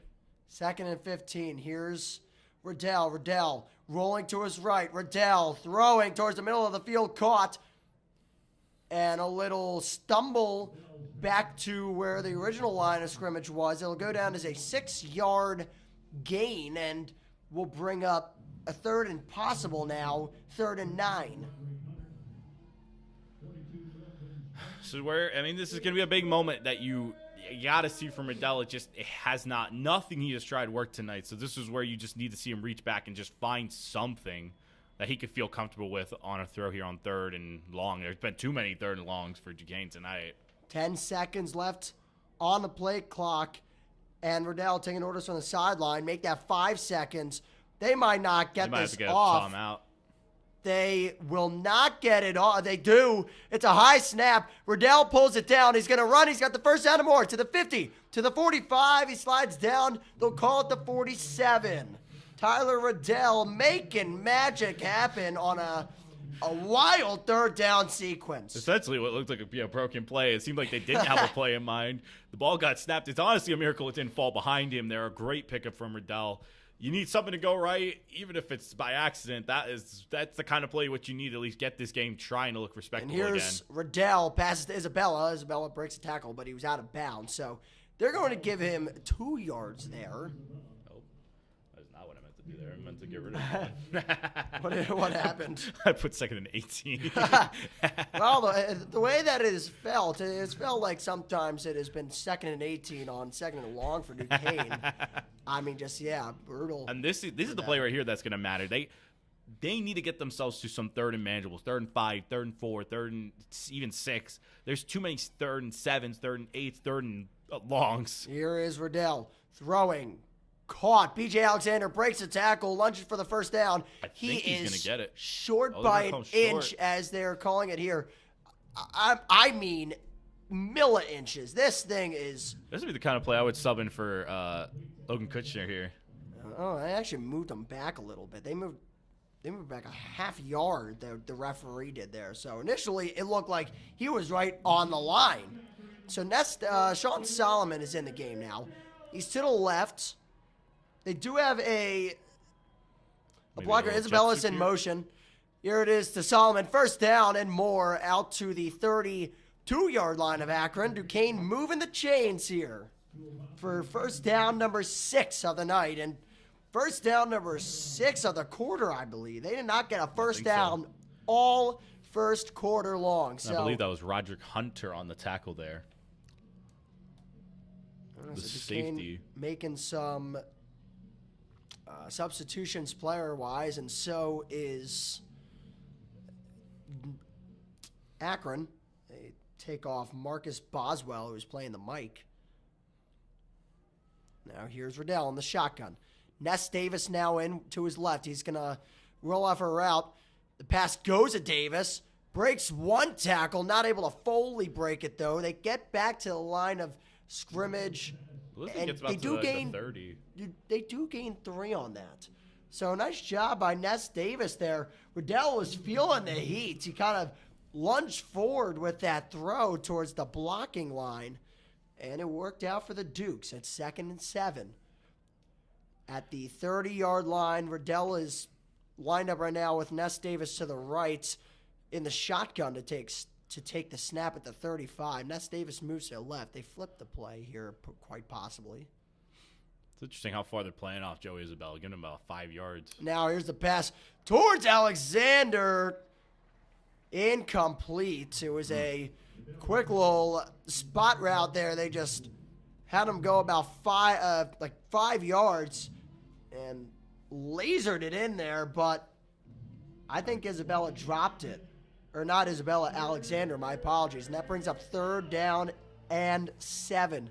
This is almost near no man's land. I mean, this would be about a 45-yarder from here. I mean, Duquesne could hit that. You'd quite like to possibly, see him at least get, if nothing else, about 3 or 4 yards to make this a more manageable kick. Absolutely. Here's Riddell. And they're bringing a huge He brought the heat, and he's dropped. No. Fumble. No, they will call it incomplete. No, they They're gonna call call it that a and fumble recover. and a recovery, and it is recovered by number 10, Cyrus Durham. He's having a good game so far. He gets to that one. Duquesne, despite a promising offensive drive, they squander an opportunity, and with 2 minutes 13 seconds left in the second quarter of action, the Dukes once again remain scoreless. And Ben Finley and the gang go back out there. Turnover tire is in full Turnover effect. tire has been probably used all night long. They love the turnover tire, don't they? They actually have I think they have a touchdown tire. So when that pick six was gone by DeWalt, that's an angry run from Patrick, I think. It was. And he will get 9 on that carry. He started from the left. Ball be spotted on the left hash. That's going to take us to a 2-minute timeout here in the second quarter of action. 2 minutes of play here in the first half with Akron up big on the Dukes, 31-0. Just a game that has slipped out of control for the Dukes. Yeah. And we'll take a break at this 2-minute timeout and come back to you with the rest of the first half here on Duquesne Student Television. You're watching Duquesne football on DSTV.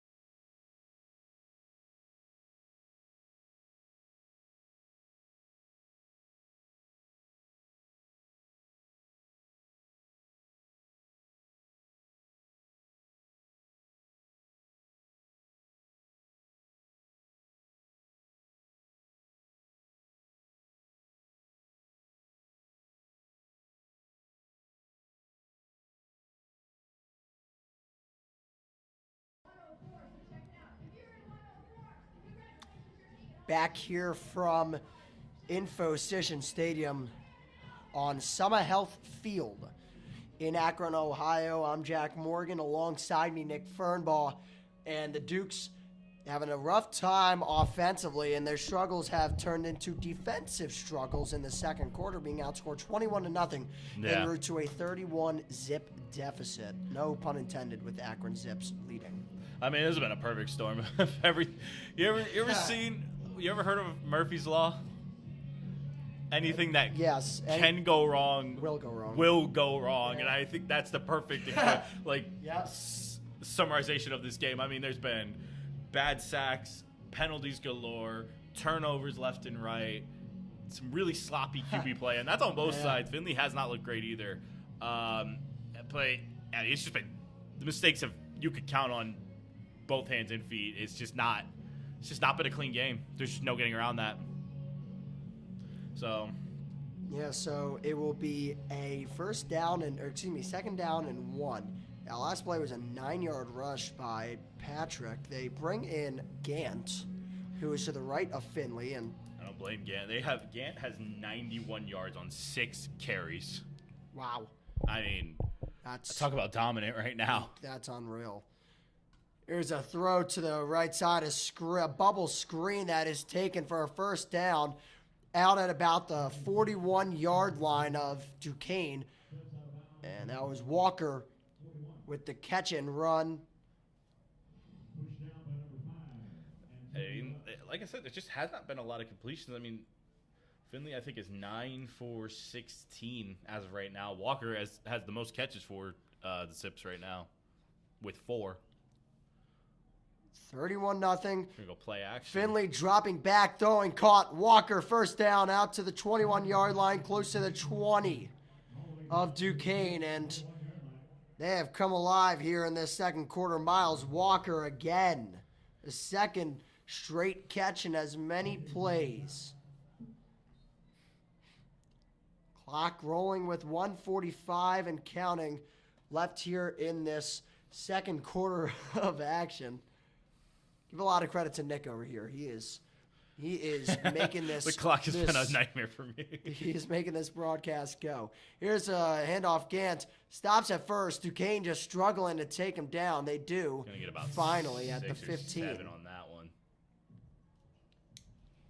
That's gonna put Gant like pretty close to 100 yards at this point. I mean, probably 98, 97, something like that.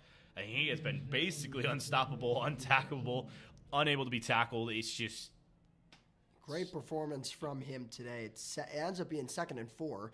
Rolling to the right is Finley. Finley goes back towards the middle. Pass is incomplete. He had Newell wide open and not a man near him. The you're one going to see someone down for him, Duquesne. Oh, yeah, that's going to be that Jack was Dunkley. So Dunkley is going to limp off to the sideline yeah, there. if he will get there, he will. He's got a little more of a giddy up in his step. Just a little scary sight to see if you're Duquesne right there, because at this point, not to say you can't come back, but part of the second half is going to be a battle of attrition. You don't want to see guys like Jack Dunkley, who is an all-NEC, be out for some time. That's going to be a big loss if it's something severe for Duquesne. But anyways, Duquesne has Akron at a 3rd down and 4. The refs are conferring here. There's 55 seconds left on the clock. I'm not sure if they're going to put more time. We'll see. They're announcing it here. Nope. Illegal. Touching. The player was covered and therefore ineligible. Huh. All right. It says a lot when I don't even have that penalty in there. Yeah. Again, illegal use of hands? Illegal use of hands. We're going to go with that. That's even though it's not that's illegal hands.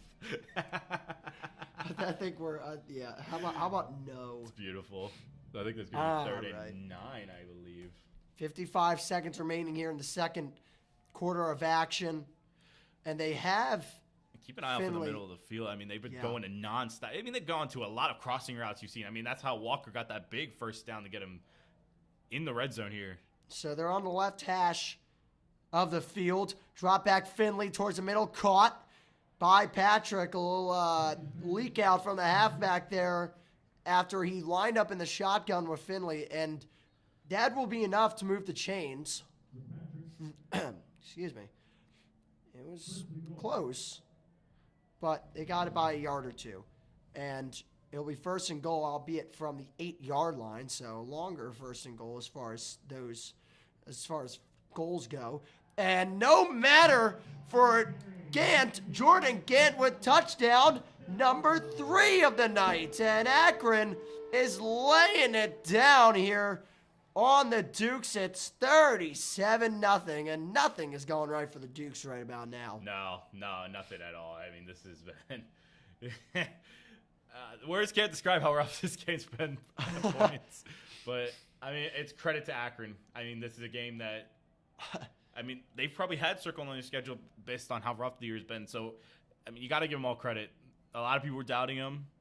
Probably some of us were. Yeah. And I mean, they've gone out here and showed the difference between FBS to FCS. Again, a expert lesson in that tonight.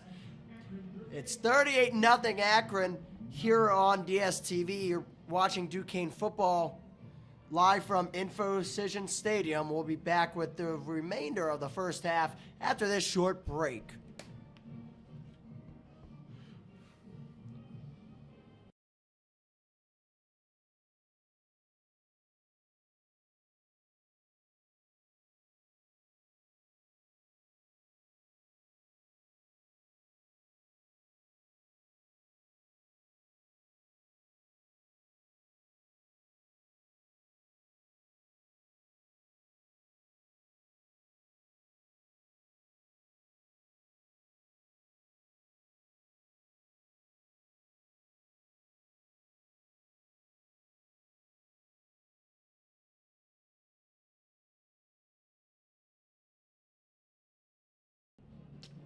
Welcome back here on DSTV. You're watching Duquesne football on DSTV with Jack Morgan. Nick Fernbaugh disappeared into the void. Never mind, he's back.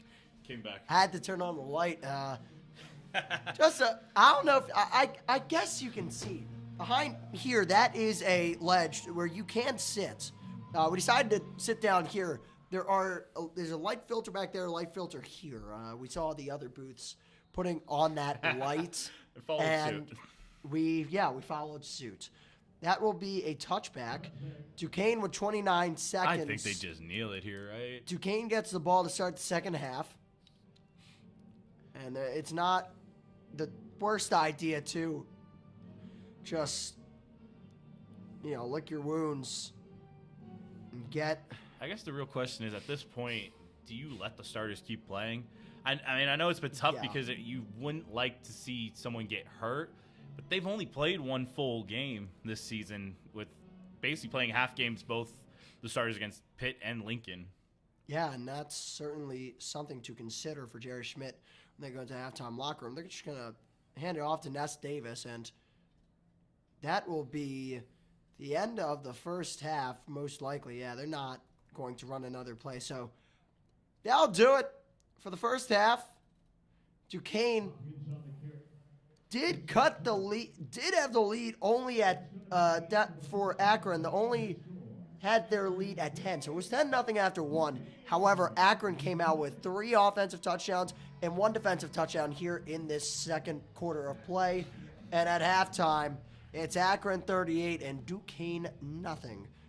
We got a lot of halftime coverage coming your way.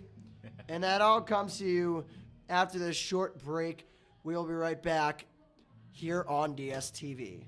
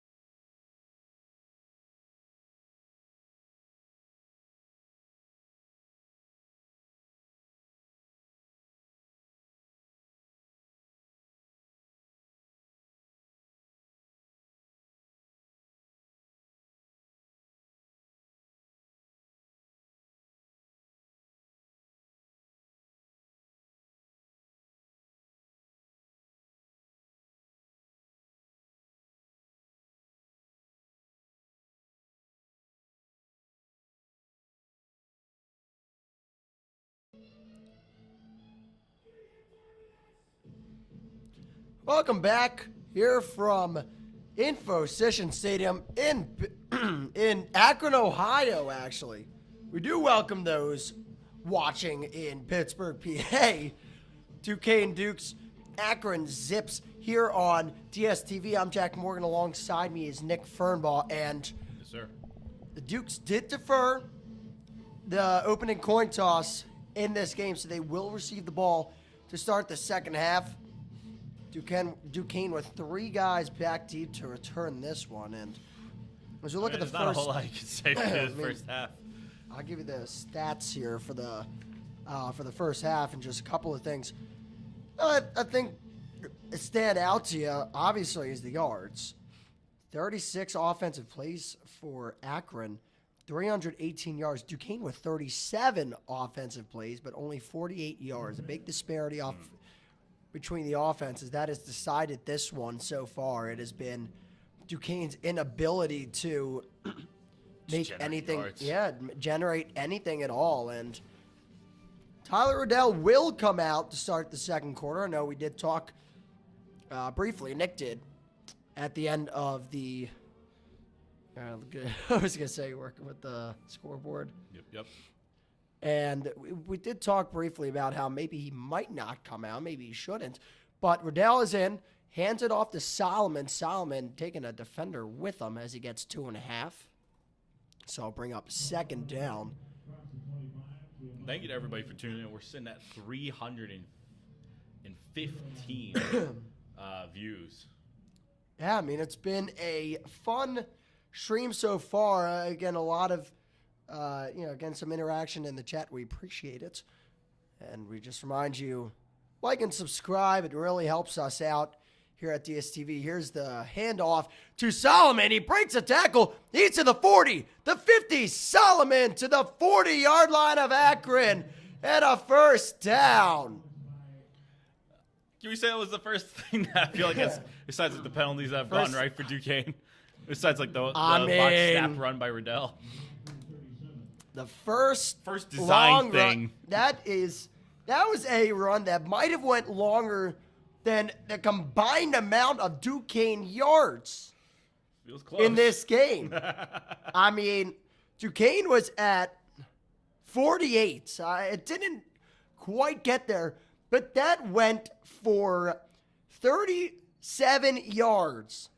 Sean Solomon. So Ness Davis will get the handoff, and Duquesne's doing well running the ball here. That's another run that will get them about 4.5 yards. It's going to be 2nd and 7 officially.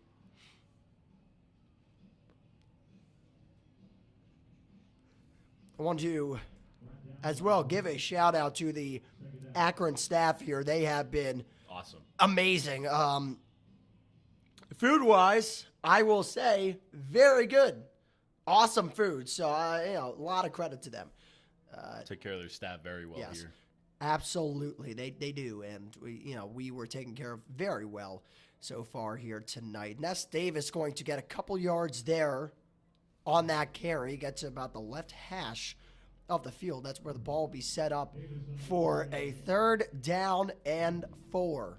This is the stuff you'd like to see. You wish you would like to see earlier, but it's nice to see them get themselves into a 3rd and manageable here. 3rd and. That's a very long 4. I'd say it's more like a 3rd and 3. I will say, it looks like a 3rd and 3. That's what we're going to call it, a 3rd and 3.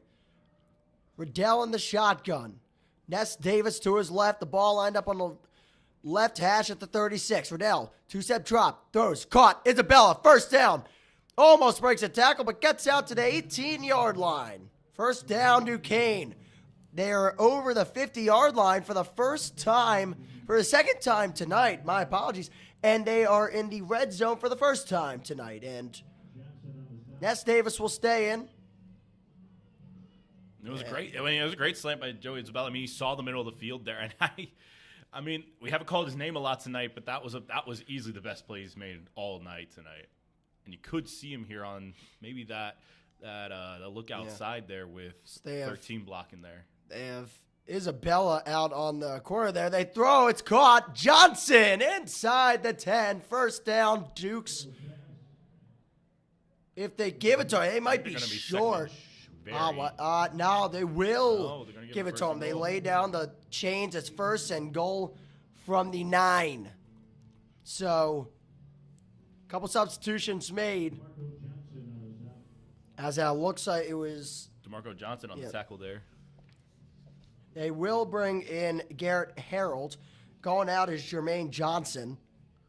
And Johnson has played a massive role in this drive so far, along with the big run by Sean Solomon, the 37-yarder. Here's a snap. Ness Davis doesn't get it. It was a fake, and he might have had a touchdown if they threw that, if they let Davis take that. Instead, it's thrown into double coverage. A couple of Dukes jumbled up there in the left corner of the end zone. It falls incomplete, so it'll be second down and goal from the 8. I mean, I love that you brought up that it would have probably been a touchdown. I mean, there was that big gap that the right guard and right tackle made that just literally opened up that middle right seam on the hashes for what could have been a touchdown. But now here is Riddell. Riddell takes it himself, spinning towards the 5 as he's taken down by a host of Zips, and it will be third down and 5.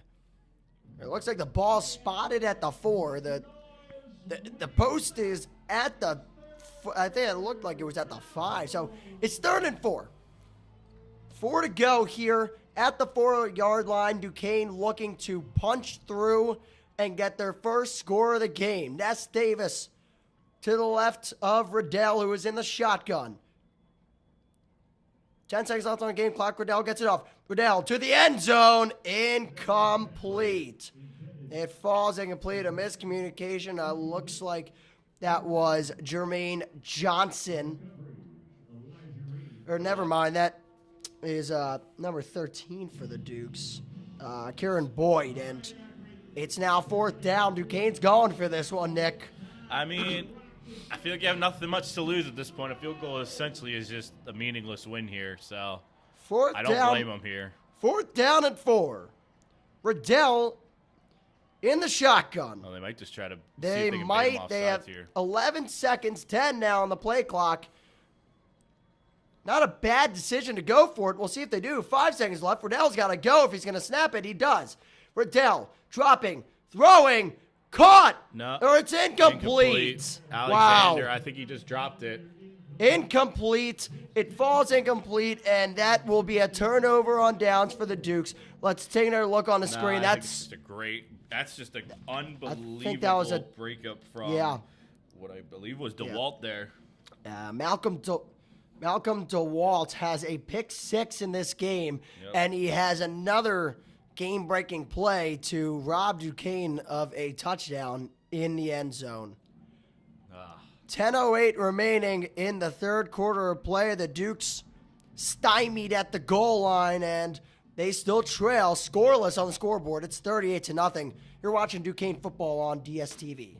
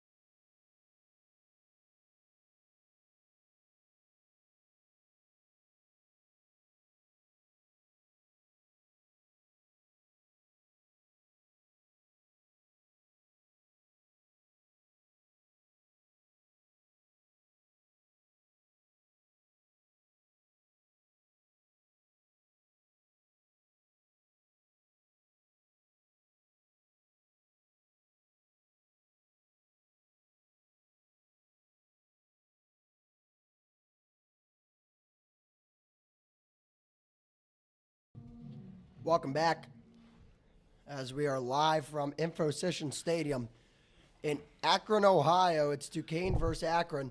First down run. Gant, a big hole, 15-20s, tackled out of bounds at the 25.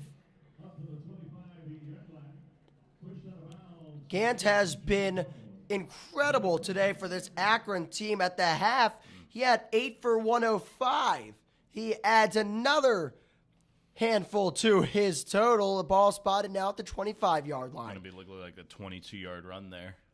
Yeah, 21-22, something like that.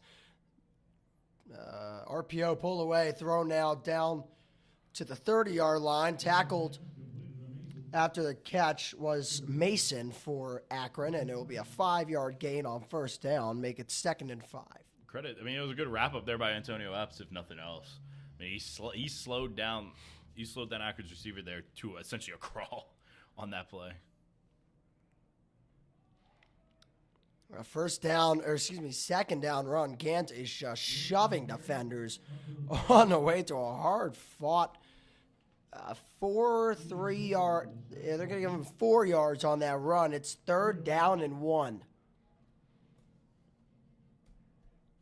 Duquesne with a chance to get off the field, but they're going to bring in, once again, Michael Johnson Jr. They love this man on short situations. They do, and he's got a lot of speed. And it certainly has Duquesne confused on all levels. They haven't gotten many third down stops at all. No. Here's the snap, the handoff. It'll be good enough for a first down and more. Just a angry run by Gant. He's over the 50-yard line to the 48-yard line of Duquesne. First down, Akron again. Oh, man. I mean, 10 rushes for 100. I mean, when you're averaging 13 yards a carry. Or, 12 yards a carry. Akron now Man. 50% on third down conversions tonight, 3 for 6. Guys, I'm really sad. It's going to be okay, Ben. Here's a snap and the throw. It is caught. First down and more to 20, 15, out of bounds at the 14-yard line. More action from Kyan Mason. I mean, this has been the bread and butter of what's worked for Akron all night long. It's when the passes have worked, it's been crossing routes. It has been nonstop crossing routes, hitting the sidelines at the intermediate level, and Duquesne essentially had no answer to break it up, disrupt their timing, slow them down. It's just a testament to how good Akron's playing tonight.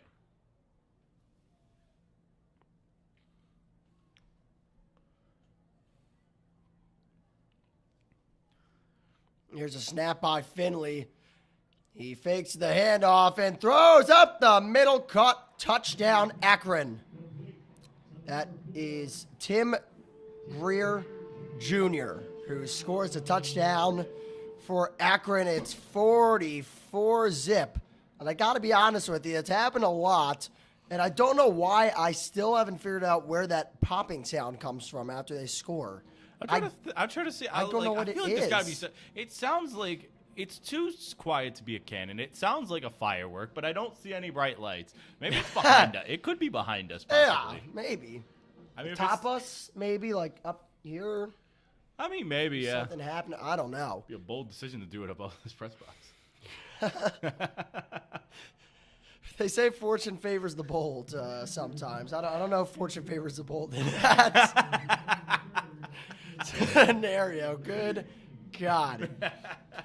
We'll take a timeout here with 7:05 remaining in the third quarter. It is Akron 45, Duquesne nothing. We're back with more on Duquesne Student TV.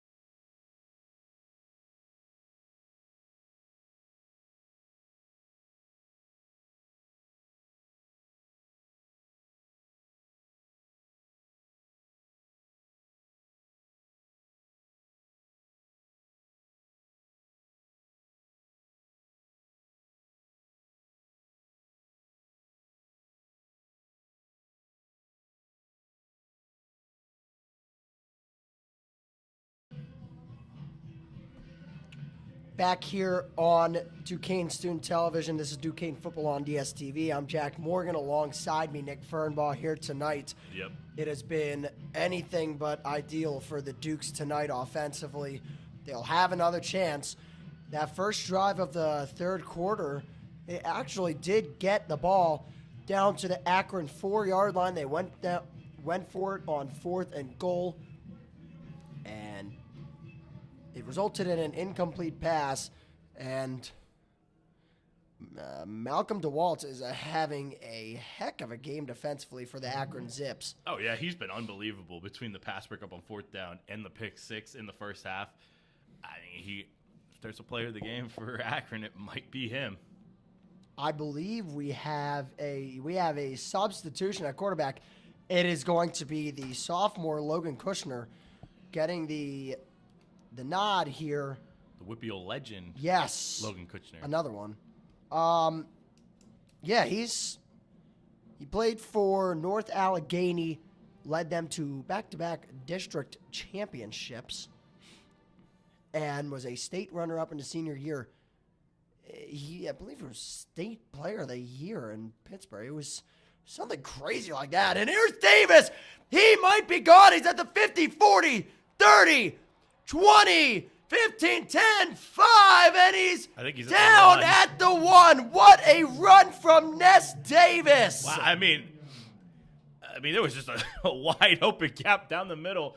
And because the safeties were spread so far apart, it almost looked like a cover 1 look there. Wow. There was nothing but green grass.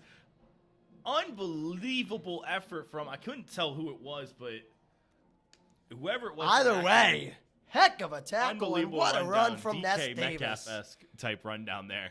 And almost a fire drill there over for Akron. A bunch of guys scrambling to get off the field.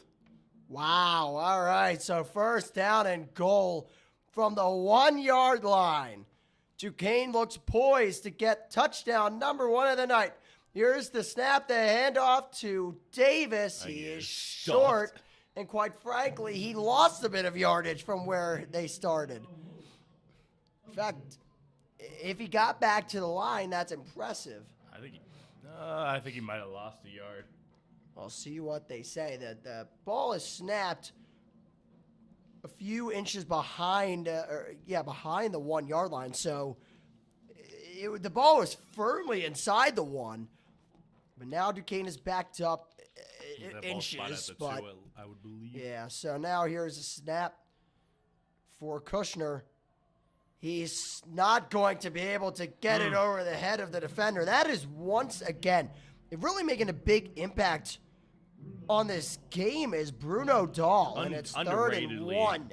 I mean, that was unbelievable. I mean, he jumped up. I mean, that was a wide open touchdown for Harold, and would like to see. I would have liked to see that. I'd like to use the Duquesne touchdown sign here at some point tonight, or at least the point. It's 3rd down. Akron I've had to do. It's 3rd down and 1. Yes, at the goal line. Here's Kushner to the right side. He leaps. He has a touchdown. The Dukes are on the board. It's 45-6. They finally get something going. Logan Kushner, the North Allegheny High School native, gets it done. I know they can hear it as well. It's the worst part. I hear him.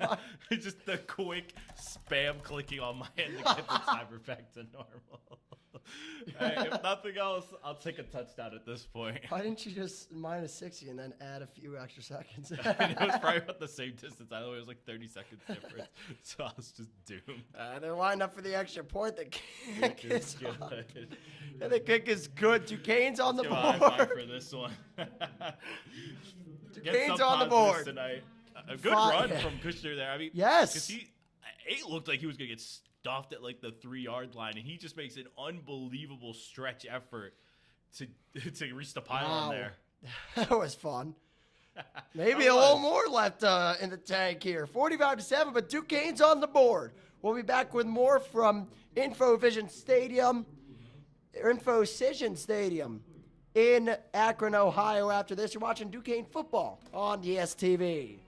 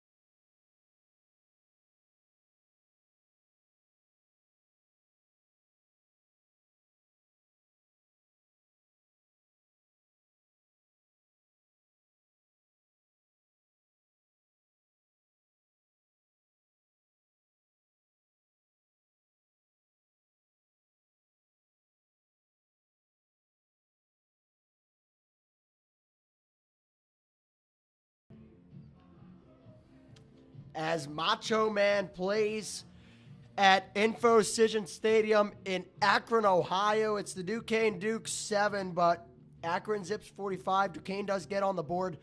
The drive was highlighted by a huge run from Ness Davis. I believe that went down as a 74-yard run. God, it had to have been close. Something like that. I mean, We got the go to plays.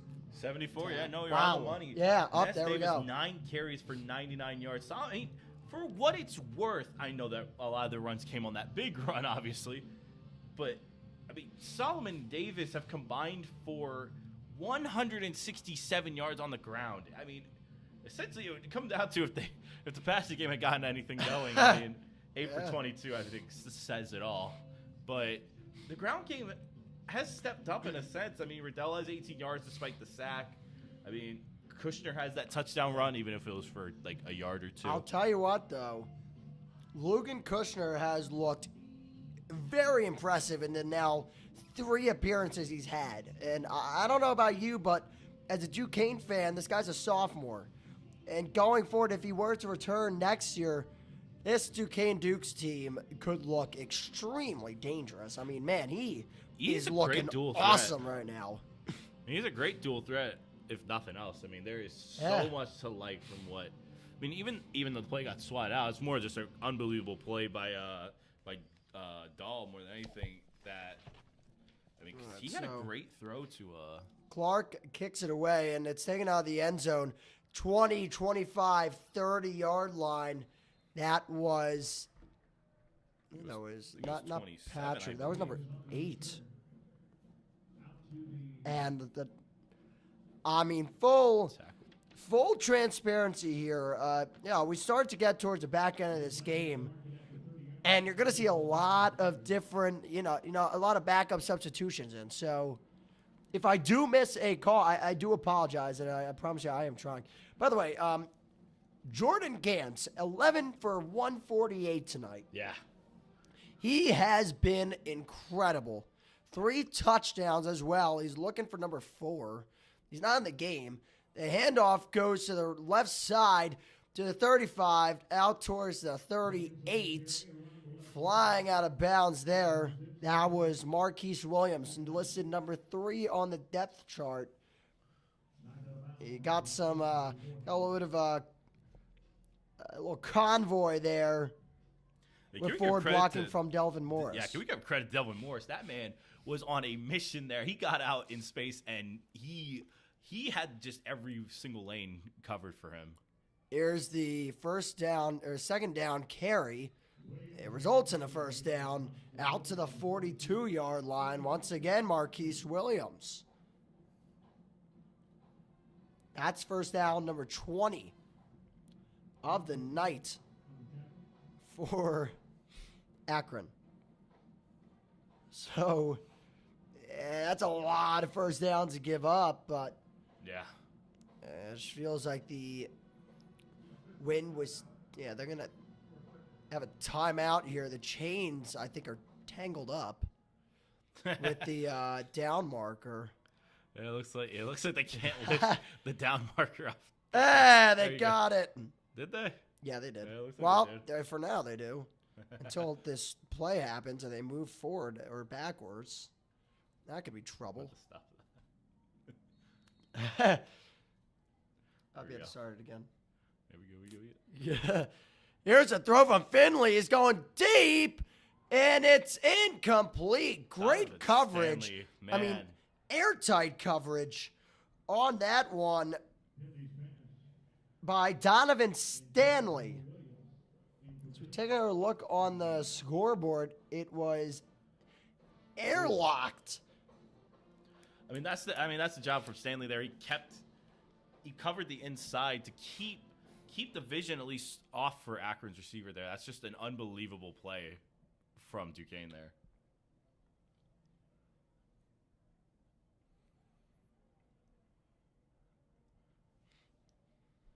They have Gene Lewis the third in the slot on the right side. Here's the drop back by Finley. Finley running around like a madman to the left of the pocket, throws it, and it is Incomplete. incomplete.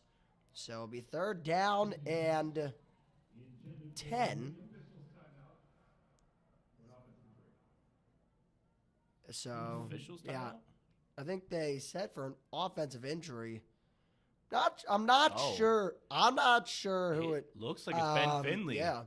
Wow, that is Ben Finley. Ben Finley is limping towards the sideline. I was actually about to talk about that. I was surprised that they were leaving him in up by 38. Looks like he's favoring his left foot.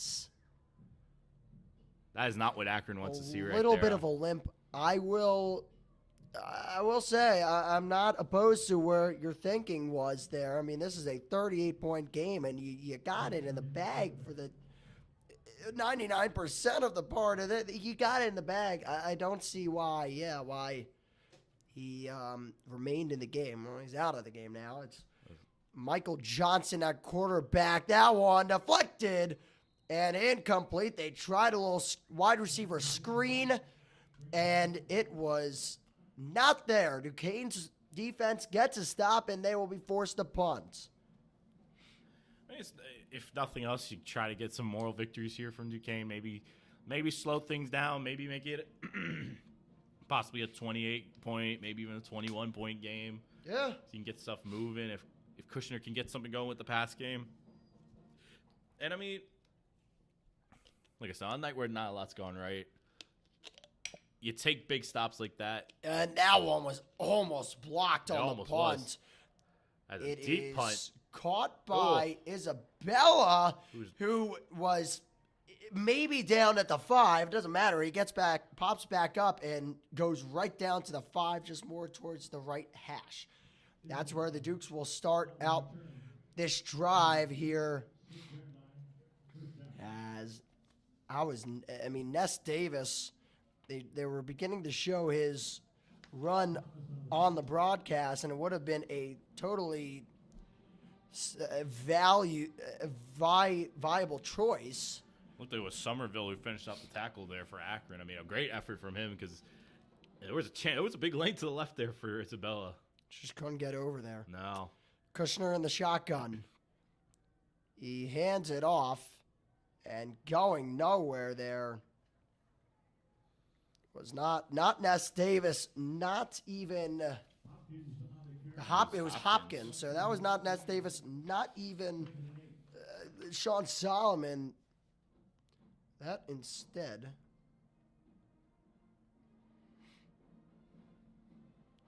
was Hopkins. Am I just blind? We haven't seen he was number 26. There we go. Thank you for that. Of course. Did not realize that folds. It had a roster on the back. Here's Hopkins on the right side. He got a good run there. He got about 5. About 4 there. Yeah, that's going to be 4 and then some. That's going to bring up 3rd down.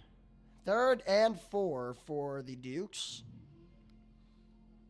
Kushner directing traffic out there. They do have time. Gone with a little bit of tempo, the Dukes were at first. Now they're slowing things down. About 15 seconds left on the play clock with 2:35 remaining in the 3rd quarter. Here's Kushner in the shotgun. Maybe it's like Alex Gochis, maybe? He takes a snap. Throw over to the right side, caught, but short of the 1st down. Yeah, short by about a few yards, and Duquesne's going to be forced to punt as the clock runs to close to 2 minutes remaining here in the 3rd quarter.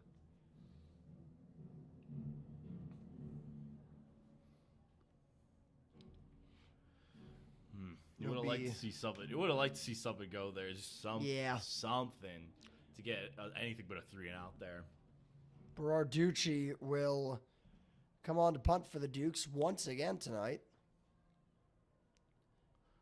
And here's the snap, and the punt is away. Not a great punt, but it was. It went to the 40-yard line, and a great special teams play right there by Quan Rhodes McGee.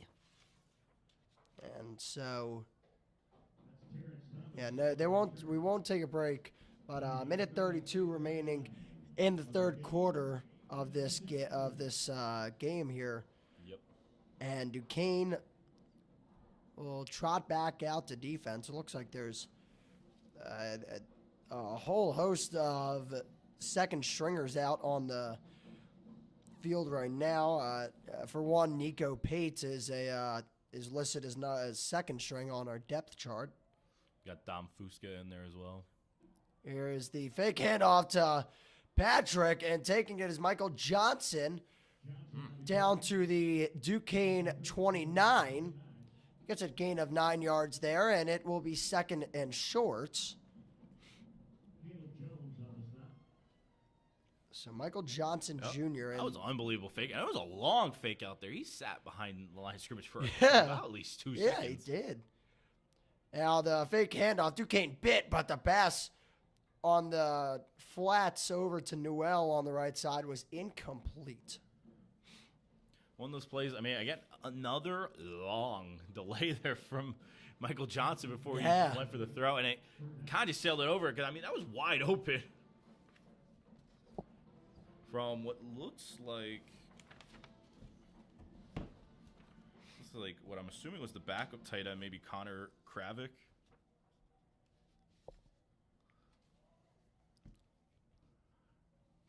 As we got Michael Johnson lined up. Here is the snap and the handoff to Gant. Gant, by the way, has three touchdowns in this game. He has a first down out to the Duquesne 20. By the way, you can tell. I mean, that is just nothing short of absolute aggression and dominance. Yeah, I mean, on those are the highest two best level. On the highest describe level. This. Michael Johnson, heading into this game, in the first 3 games of the season, had only completed 2 passes, but he had only attempted 2. So he was 2 for 2. Those totaling 8 yards. So Finley's on the bench right now, showing him on the scoreboard, just kind of walking it off, maybe coming from the medical tent. Yeah. To the end of the third quarter. Marquise Williams with the run there, by the way. Yeah. All right, so that'll do it for the third quarter of action. Duquesne does hold things closer than they did in the second quarter. However, they still find themselves down 45-7. We'll have the fourth quarter coming your way right after this. You're watching Duquesne football on DSTV.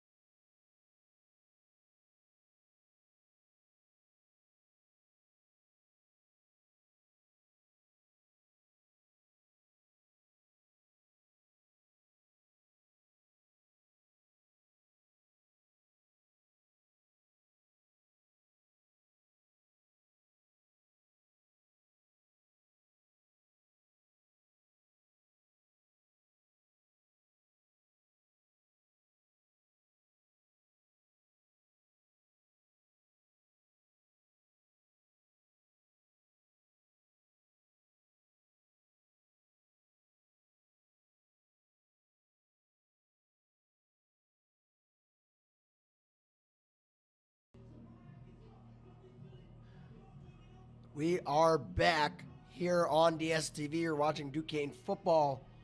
I'm Jack Morgan alongside Nick Fernbaugh as the fourth quarter is underway. And Akron has it at the 16-yard line. Here's a snap.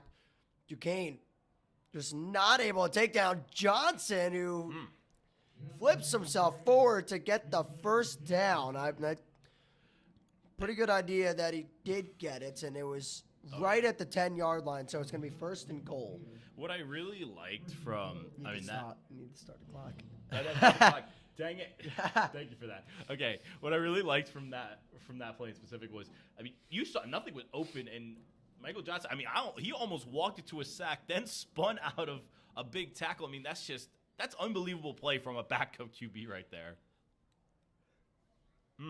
14-17 remaining in the fourth quarter of action. 3 seconds left on the game clock.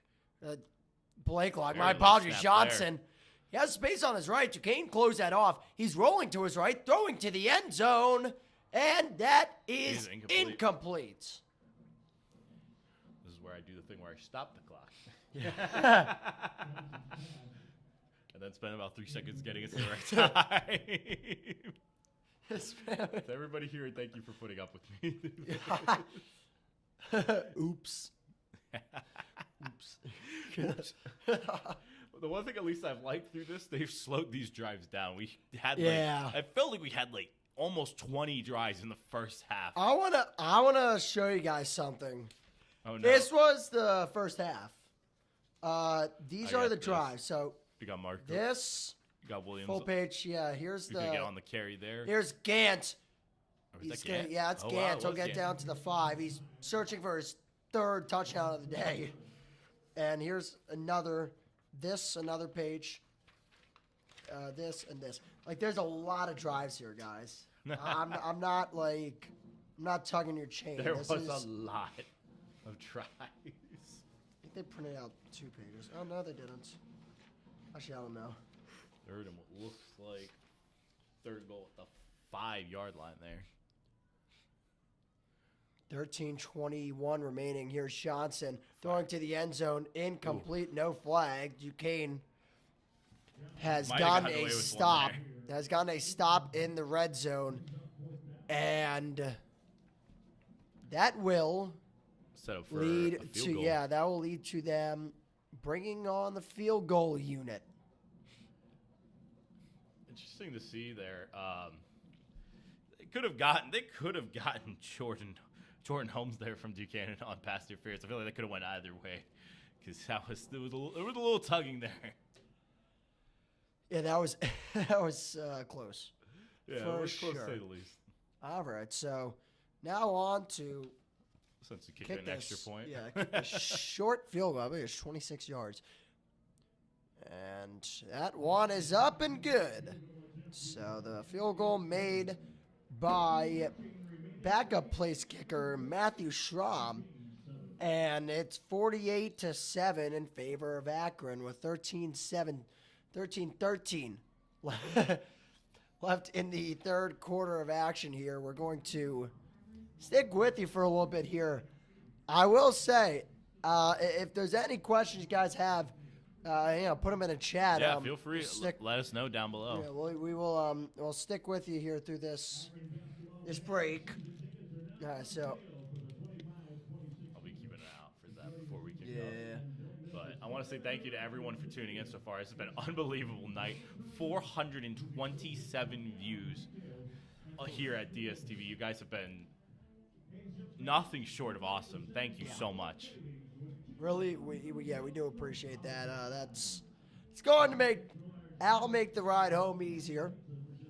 Put a nice smile on our face as we get ready for this long drive back, because this is between the cleanup and everything. We're probably going to be about a while. We're going to be a while.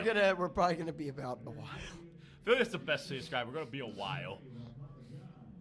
But in theory, this game, it's only 8:45. I thought this game might end up ending before 9:15. I will say it's definitely possible. I mean, the parking's there till 11:59, so you know what? No problem. Anyways, It really not the worst thing ever, because obviously I don't know what the traffic looks like. Probably won't be too bad. I mean, But, knowing us, we'll probably be some of the last people out anyways. I mean, yeah, no, we're gonna close this place down. Also, a shout out to the SID for Duquesne, Jacob Davey. I think Jacob Davey might be one of the last people to leave this place tonight. Oh yeah. When our job ends, his almost somewhat begins. Yeah. Yeah, I mean, wow.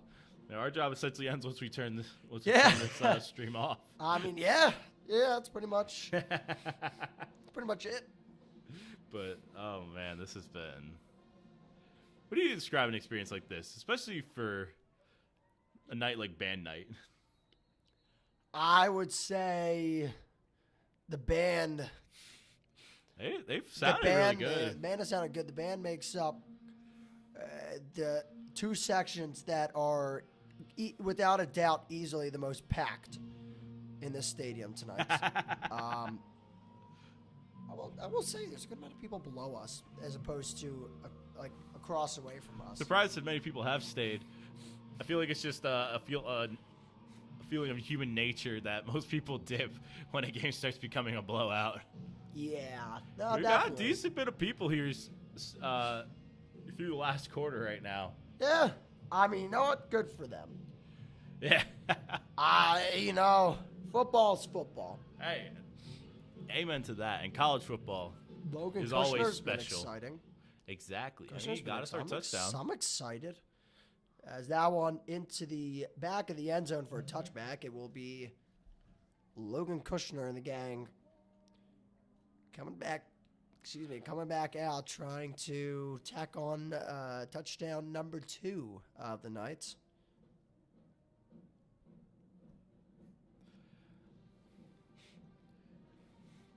I feel like I'm gonna be harsh saying this. What I'd like to see a good pass, not good. A good pass sounds harsh, but a good downfield throw. They've had some good short passes. They just haven't hit a big chunk play, and I'd like to see one before they get into conference play. I would agree. Here's Kushner. It's going to be a design QB draw to the right side. Kushner hanging on for dear life. He spins back around backwards towards the 25, but forward progress gets him 2.5 yards. It'll be 2nd down and 8.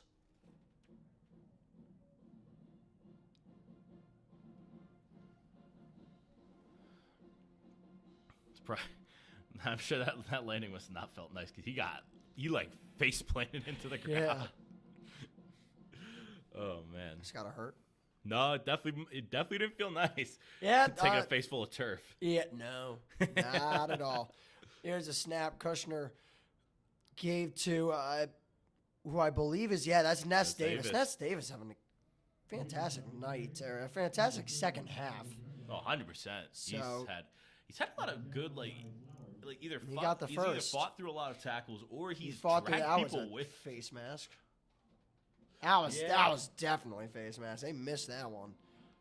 Nice little benefit there. He had a helmet full in his hands.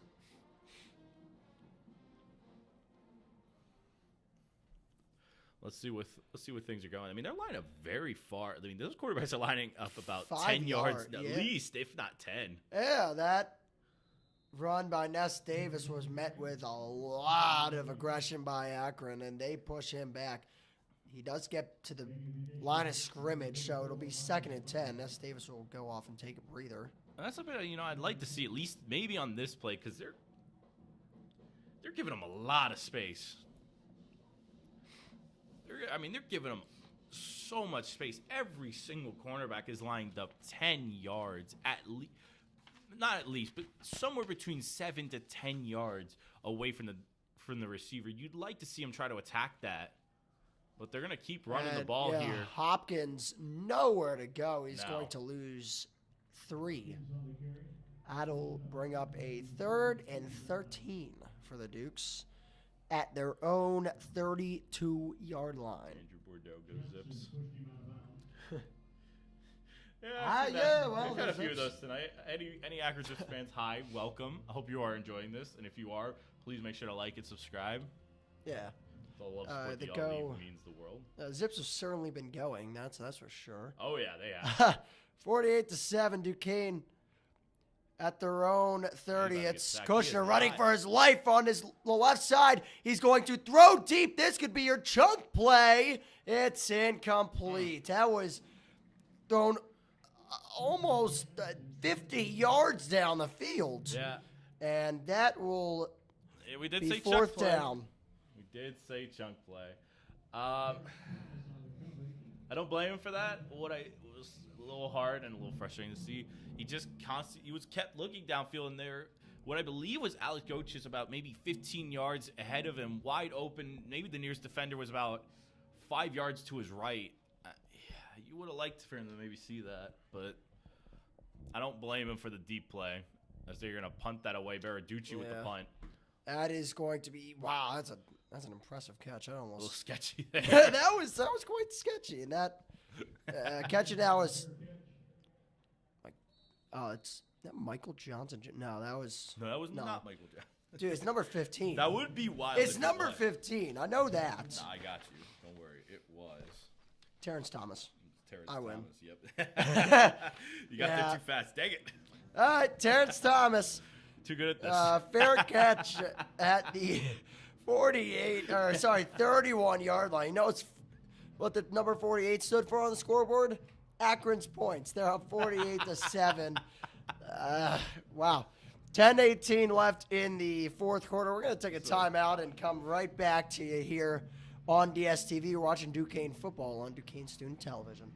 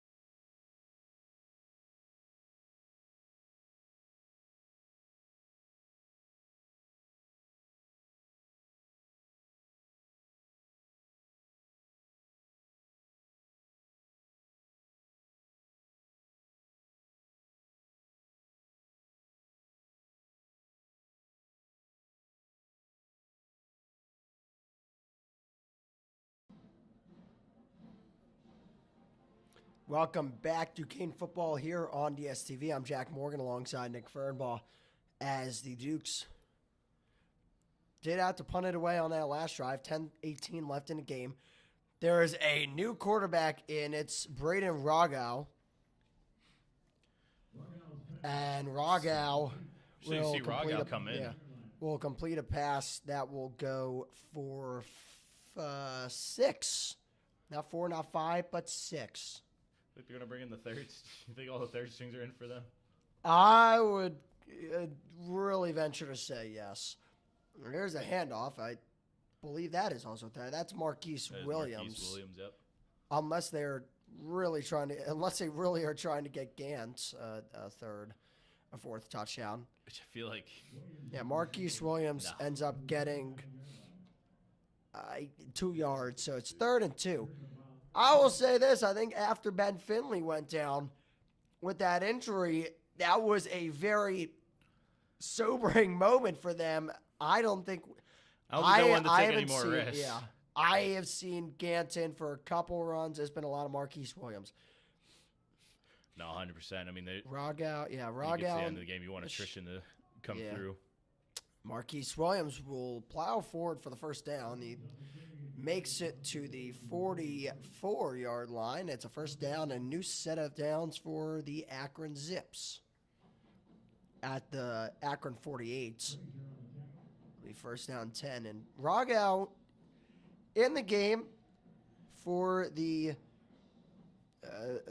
on their way to being victorious Akron Zips, who will receive win number 1 on the year. And you got to believe that's got to feel amazing for them. Oh, absolutely. Here's Rogau. He's going to pull it down and run, and he gets 5 to the 49-yard line, a little pushing and shoving. And a flop. Some nice fun extracurriculars going on in the So fourth quarter. hang with me here. I was number 15 for the Dukes that flopped. I believe it was number 91 for the. That was a choice. That was certainly What kind of choice?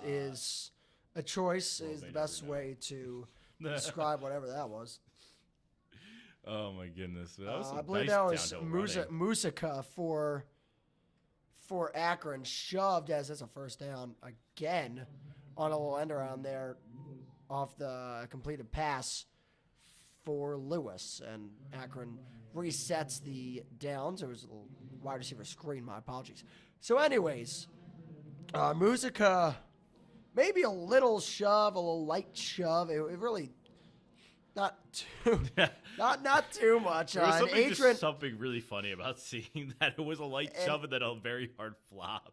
Adrian Ramirez went down after that. Tried to get a call, didn't get a call. That is a good run for Marquise Williams. Caught that around like the 31. Oh, maybe not. Maybe around the 28. He caught that deep in his own end, and he pulls forward. There'll be a first down out to the 28-yard line for the Akron Zips. They're in Duquesne territory, about 8 yards away from the red zone. Rogau in the shotgun with Williams to his left. Try to get him on a hard snap there. Trips over on the right side of the ball. Now moving to the right side as well as Marquise Williams of Rogau. Rogau receives the snap, hands it. Oh, no, will keep it. And lose a yard or 2. Good job by the Duquesne defense rallying to that one. I think Adrian Ramirez got in on that. I did. Yeah, it looked like Adrian Ramirez there on the tackle. Yep.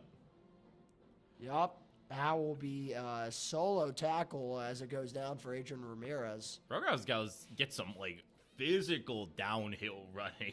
They got a lot of those guys on this team, from Patrick to showing Williams.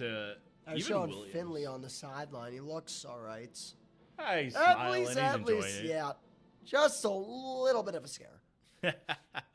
But they've got a lot of physical downhill runners from the quarterbacks to their running backs. Just kind of their philosophy, it feels like. And while they got him there, Duquesne bid on the read option with Williams and pushing forward. That hole did kind of close quickly. So Duquesne did a good job of rallying to the ball, but they allow about a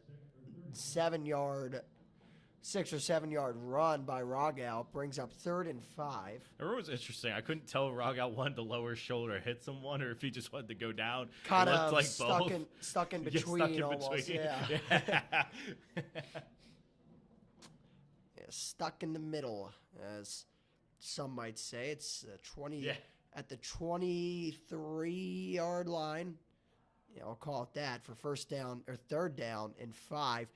Rogau still looking in the center of the pocket now, out to his left, throwing away and incomplete. So 4th down and 5. We'll see what the decision is. The decision is to kick a field goal. So this field goal is going to probably be around 40-ish something?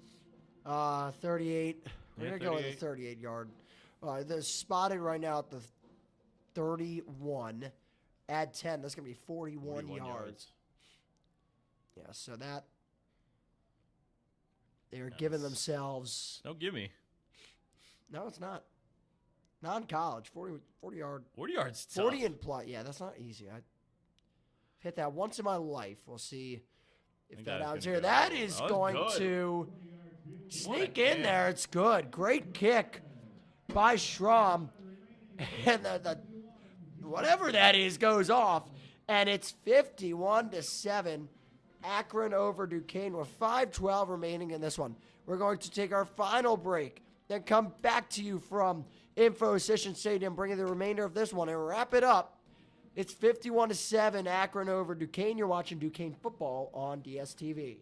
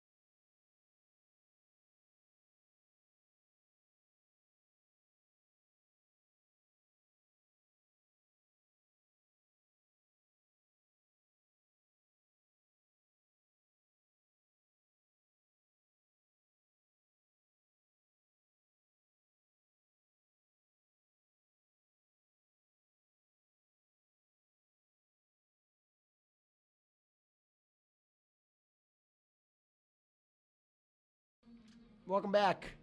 Duquesne football here on DSTV live in the press box of Info-Session Stadium. Want to give another shout out to Akron football for allowing us to do this tonight and credentialing us. It's for me at least, a dream come true to It really has been. to be calling football on an official level here tonight. I cannot thank them enough. Cannot thank you all enough for tuning in and watching. Seriously, one of the most successful live streams in DSTV history. No, this has been unbelievable. I think it might have shattered it. We're at There's 480. no shortage of just how insane this has been tonight. I don't know. You think we? I don't know. Have I ever gotten 500 on it? I don't even know. Like, it's been videos. a while. More so that is that's fair caught. I believe that is once again is it going to be a touchback? Yeah, it's going to be a touchback. So I wonder what happened last time. That's what I really want to know. Yeah, because I called him out at a 3. They called him out at the 3 last time, and now they're all right. Fair enough. Fair enough. We'll move. We'll look past it. The only thing I could think of is maybe he was going to catch it first, then he fair caught it as he caught it. Like, if that makes any sense. Somewhat, yeah. All right. First down and 10. Logan Kushner in the shotgun. Play action throw over to the right side, near side to our press box, and it's incomplete. It was about a 15-yard passing attempt that was broken up. that's just the thing with certain, especially for those on the sideline, your corner routes, your And crosser routes. there's a Duquesne injury. I believe that might be McLaughlin. I'd be surprised if they kept him in at this point. It could be Matt Brooks. Yeah, that looks like it's Matt Brooks, 53. Yeah. The backup Oh, center. my apologies. Yeah, Matt Brooks is the one that is down and was down and injured. He is up to his feet. He's walking off. And this is the second Chaperone song. If Frank the Tank's watching this, I'm sorry. Not a big fan. I will say this: it's hilarious. The Mets lost tonight, by the way. Diehard Phillies fans here for folks actually wondering. It's fantastic. I am a Philly. We are both Phillies fans, and we're doing a live stream on my channel tomorrow, Silver Ranch. If anyone wants to tune in for that chaos, be a lot. Not as PG. Not yet. Well, yeah, no. It really is just so we don't have to strictly be PG when, it's like a fan reaction, Exactly. Second down run goes for about 3 to 4 yards. Give him 4. Hopkins there. So it'll be 3rd and 6. DeZaun Hopkins coming into this one. He's gotten the bulk of the carries here in the fourth quarter. Hasn't done too much with them, but really not much to complain about in terms of the services he's provided tonight. No, he's done a good job for what it's worth. I mean, the one thing at least I've liked with this game, with the second half, is that like we said earlier, or like I said earlier, that the drives have gone a little slower, if nothing else. Yeah, no, for sure. Here's Kushner on a little QB run, and what a stiff arm there! Wow, a big stiff arm out to the 40. It is a first down for the Dukes. And by the way, I do a little bit of housekeeping at the 2-minute warning, but I'll also give you some scores around the college football landscape. South Carolina is up on Missouri right now. Oh, they are. 14-12 with 9:52 left in the third, and they are, it's 3rd and goal, but they're at the definitely upset about the loss to Vanderbilt last week. but they're at the 23-yard line, so it's 3rd and 23. Gonna be Hopkins again. Yeah, Hopkins will actually get a few on that one. He ran himself towards that right side, and Gillespie in with the tackle. 2nd and just give him about 5 on that. We got about 3:15 left to go as I'm clicking the wrong side. Oh, no, you went too far. Dang it. There we go. Yes. Woo! A lot of this is a field thing here with this with the score bug here. Oh my God. Here's a handoff. Maybe for got Hopkins. a yard on that. All right, so probably the last play, if it's not an incomplete pass, with 2:46 remaining before the 2-minute timeout. You got to get it right. It's a 2-minute timeout. It's not a 2-minute warning, Nick. It's a very specific art. There is. It's specific. I don't know why, but it is. 3rd and 2. Wow. Kushner he was up in the under center. They haven't had one single snap under center tonight. No, this team they will never go under center. They practically refuse to. You should always take the under for snaps under center. Always. That under might be set at like a 1.5. Pushing forward up the middle is Hopkins. He's going to be short by about 2 yards. Yeah, 1.5 yards. So it's 4th down. I wouldn't mind if we see Duquesne go for it. We're going to have to wait until after the 2-minute timeout to do so. You want to stay with this? Stay. I want to give a shout out to everybody for hitting the goal. I didn't even think it was going to happen tonight. We had no We were sitting at 504 total views tonight with a peak of 31 concurrent viewers. There is just no sugarcoating this. This has been one of the wildest nights I have had the pleasure of being with. There is we get this is nothing short of unbelievable. Can we get official numbers on whether this is the longest? Not the longest, the most successful live stream. It's definitely up there because I know Statistically, Pit on yeah, the like- Point sitting around like 600 views. Old Spooky Streaming from the year I was hosting, I think was sitting at like 580.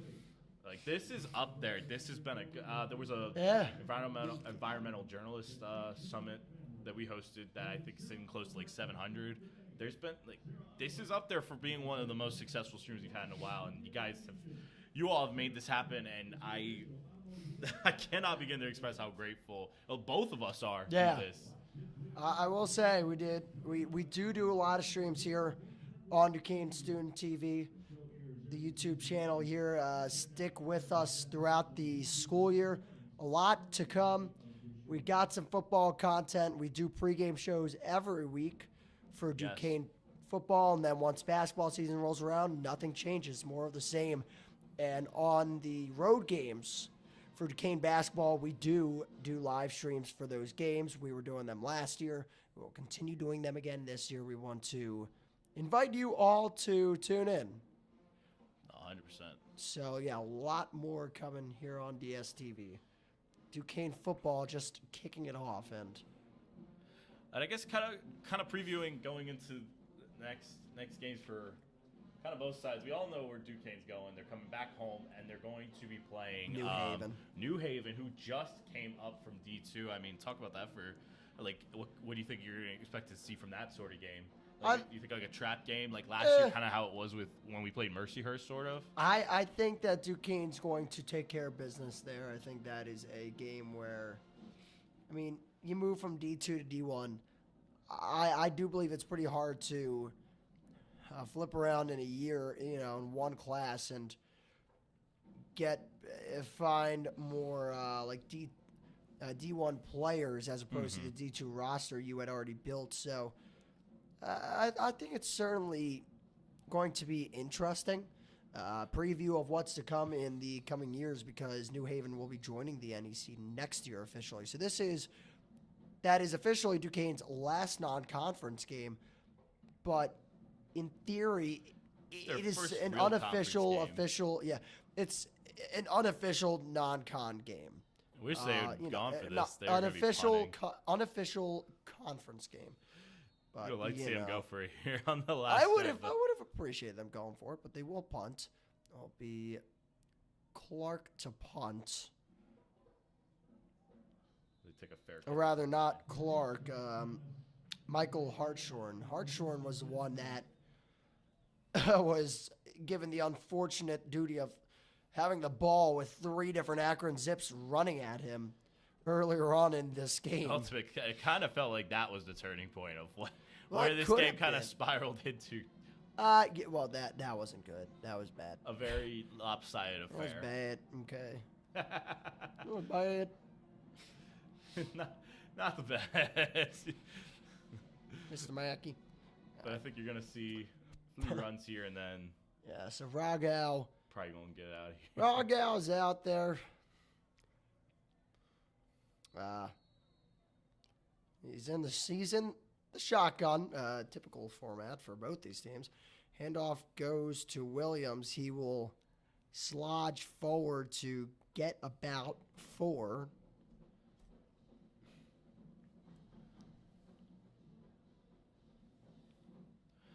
Yeah, 4. Oh, maybe 5. Maybe 5 if they're kind to him. Made a good time prediction. Said I'm gonna. That is a good time. That's incredible. I swear that wasn't. For the time prediction there. That wasn't planned. I don't usually do that. I don't usually get predictions right that much. A little bit of a late handoff. I will say this though. First down for Williams. So I will say this. I know on our pregame show. That was actually not Williams. My apologies. On our pregame show, Evan and Graham had a lot of faith in the Dukes. I mean, I did. I think we both did. Yeah, I think we had more faith than. We might have just maybe severely underestimated. Is that blind? Is it Akron? I think. Does it go down as blind faith, or does it go down as Duquesne just not executing tonight? I feel like it's a combination of both. Yeah. This will be the final. Misplaced optimism. Yeah. This will be the final snap of the game. Ragau is in what will be victory Kneel down formation. And well, oh, it's a got pushing weird and at the end. shoving. All right, nothing comes of it, but that will do it. Duquesne and Akron tonight from Infosystem Stadium went about as horribly as Duquesne could have really drawn it up, but give a lot of credit to Akron. They went ahead and they took Duquesne to school. The second quarter of this game was, I believe, absolutely the turning point. Yeah, I don't know where that can was. That down there, maybe. Maybe. Oh, if we found it, the cannon. Oh my God, we found it. All right. Oh, you are right. Akron wins this one 51-7 after a 28-point second quarter, putting them up 38-0 at half. Duquesne slowed down the onslaught in the second half and did get a touchdown courtesy of Logan Kushner and a big run by Ness Davis. But in the end, it was all Akron all night. Nick, your final thoughts in this one? Final thoughts? I mean, talk about a nightmare. All the way through, I mean, if you're Duquesne, you have to just take that tape and burn it. Nothing went right. I mean, take it and let it frustrate you so you can try to bounce back going into conference play. You would have liked this to be somewhat of a closer affair, even at least get 14, maybe 17, 20 Take it, points. study it, burn it. Yeah. And so like that. I guess at the end of the day, just take a deep breath and see what happens. And there's a reason they're coming home to start conference play. That's where it's going to really matter. And even if New Haven isn't a conference game, I mean, just take it and try to run with it, get something going. And if nothing else, if you're Akron, this one's got to mean a lot. It's been a tough go of things, and now you got to go play Toledo. You're hoping Ben Finley's okay for starters, but you liked what you saw from that ground game. If nothing else, their best two players are easily Sean Patrick and Jordan Gant. They are unbelievable. They can run so well. So they both averaged 5 yards carry basically going into this game, and those numbers had to have skyrocketed after this night, especially Gant. They My blew him goodness. away. I think Gant, and I have the stats heading into this game here on this media guide they gave us. Gant, as far as I know, his rushing yards heading into this game, he had 25 carries for 117 yards. Yeah, like you said, around 5 a game. He blew those numbers away tonight. And Akron with a very successful night here, beating the Duquesne Dukes 51-7. We want to say thank you so much for watching. Yes, and give one final thank you to everybody for tuning in. Sitting at a total of 532 views. This is, like you said, it's been one of the best streams we've had in a while. It all came from you guys. So thank you from the bottom of our hearts. This was an unbelievable experience from start to finish. Even if the score wasn't the best, the experience I think both of us will keep and never ever forget. So, any last words? No, I mean that's all I got. That's all we got. For Nick Fernbaugh, I'm Jack Morgan. We're saying so long from Infosystem Stadium. Your final score: Akron 51, Duquesne 7. Thank you so much for watching Duquesne football on DSTV. Have a good night, everyone.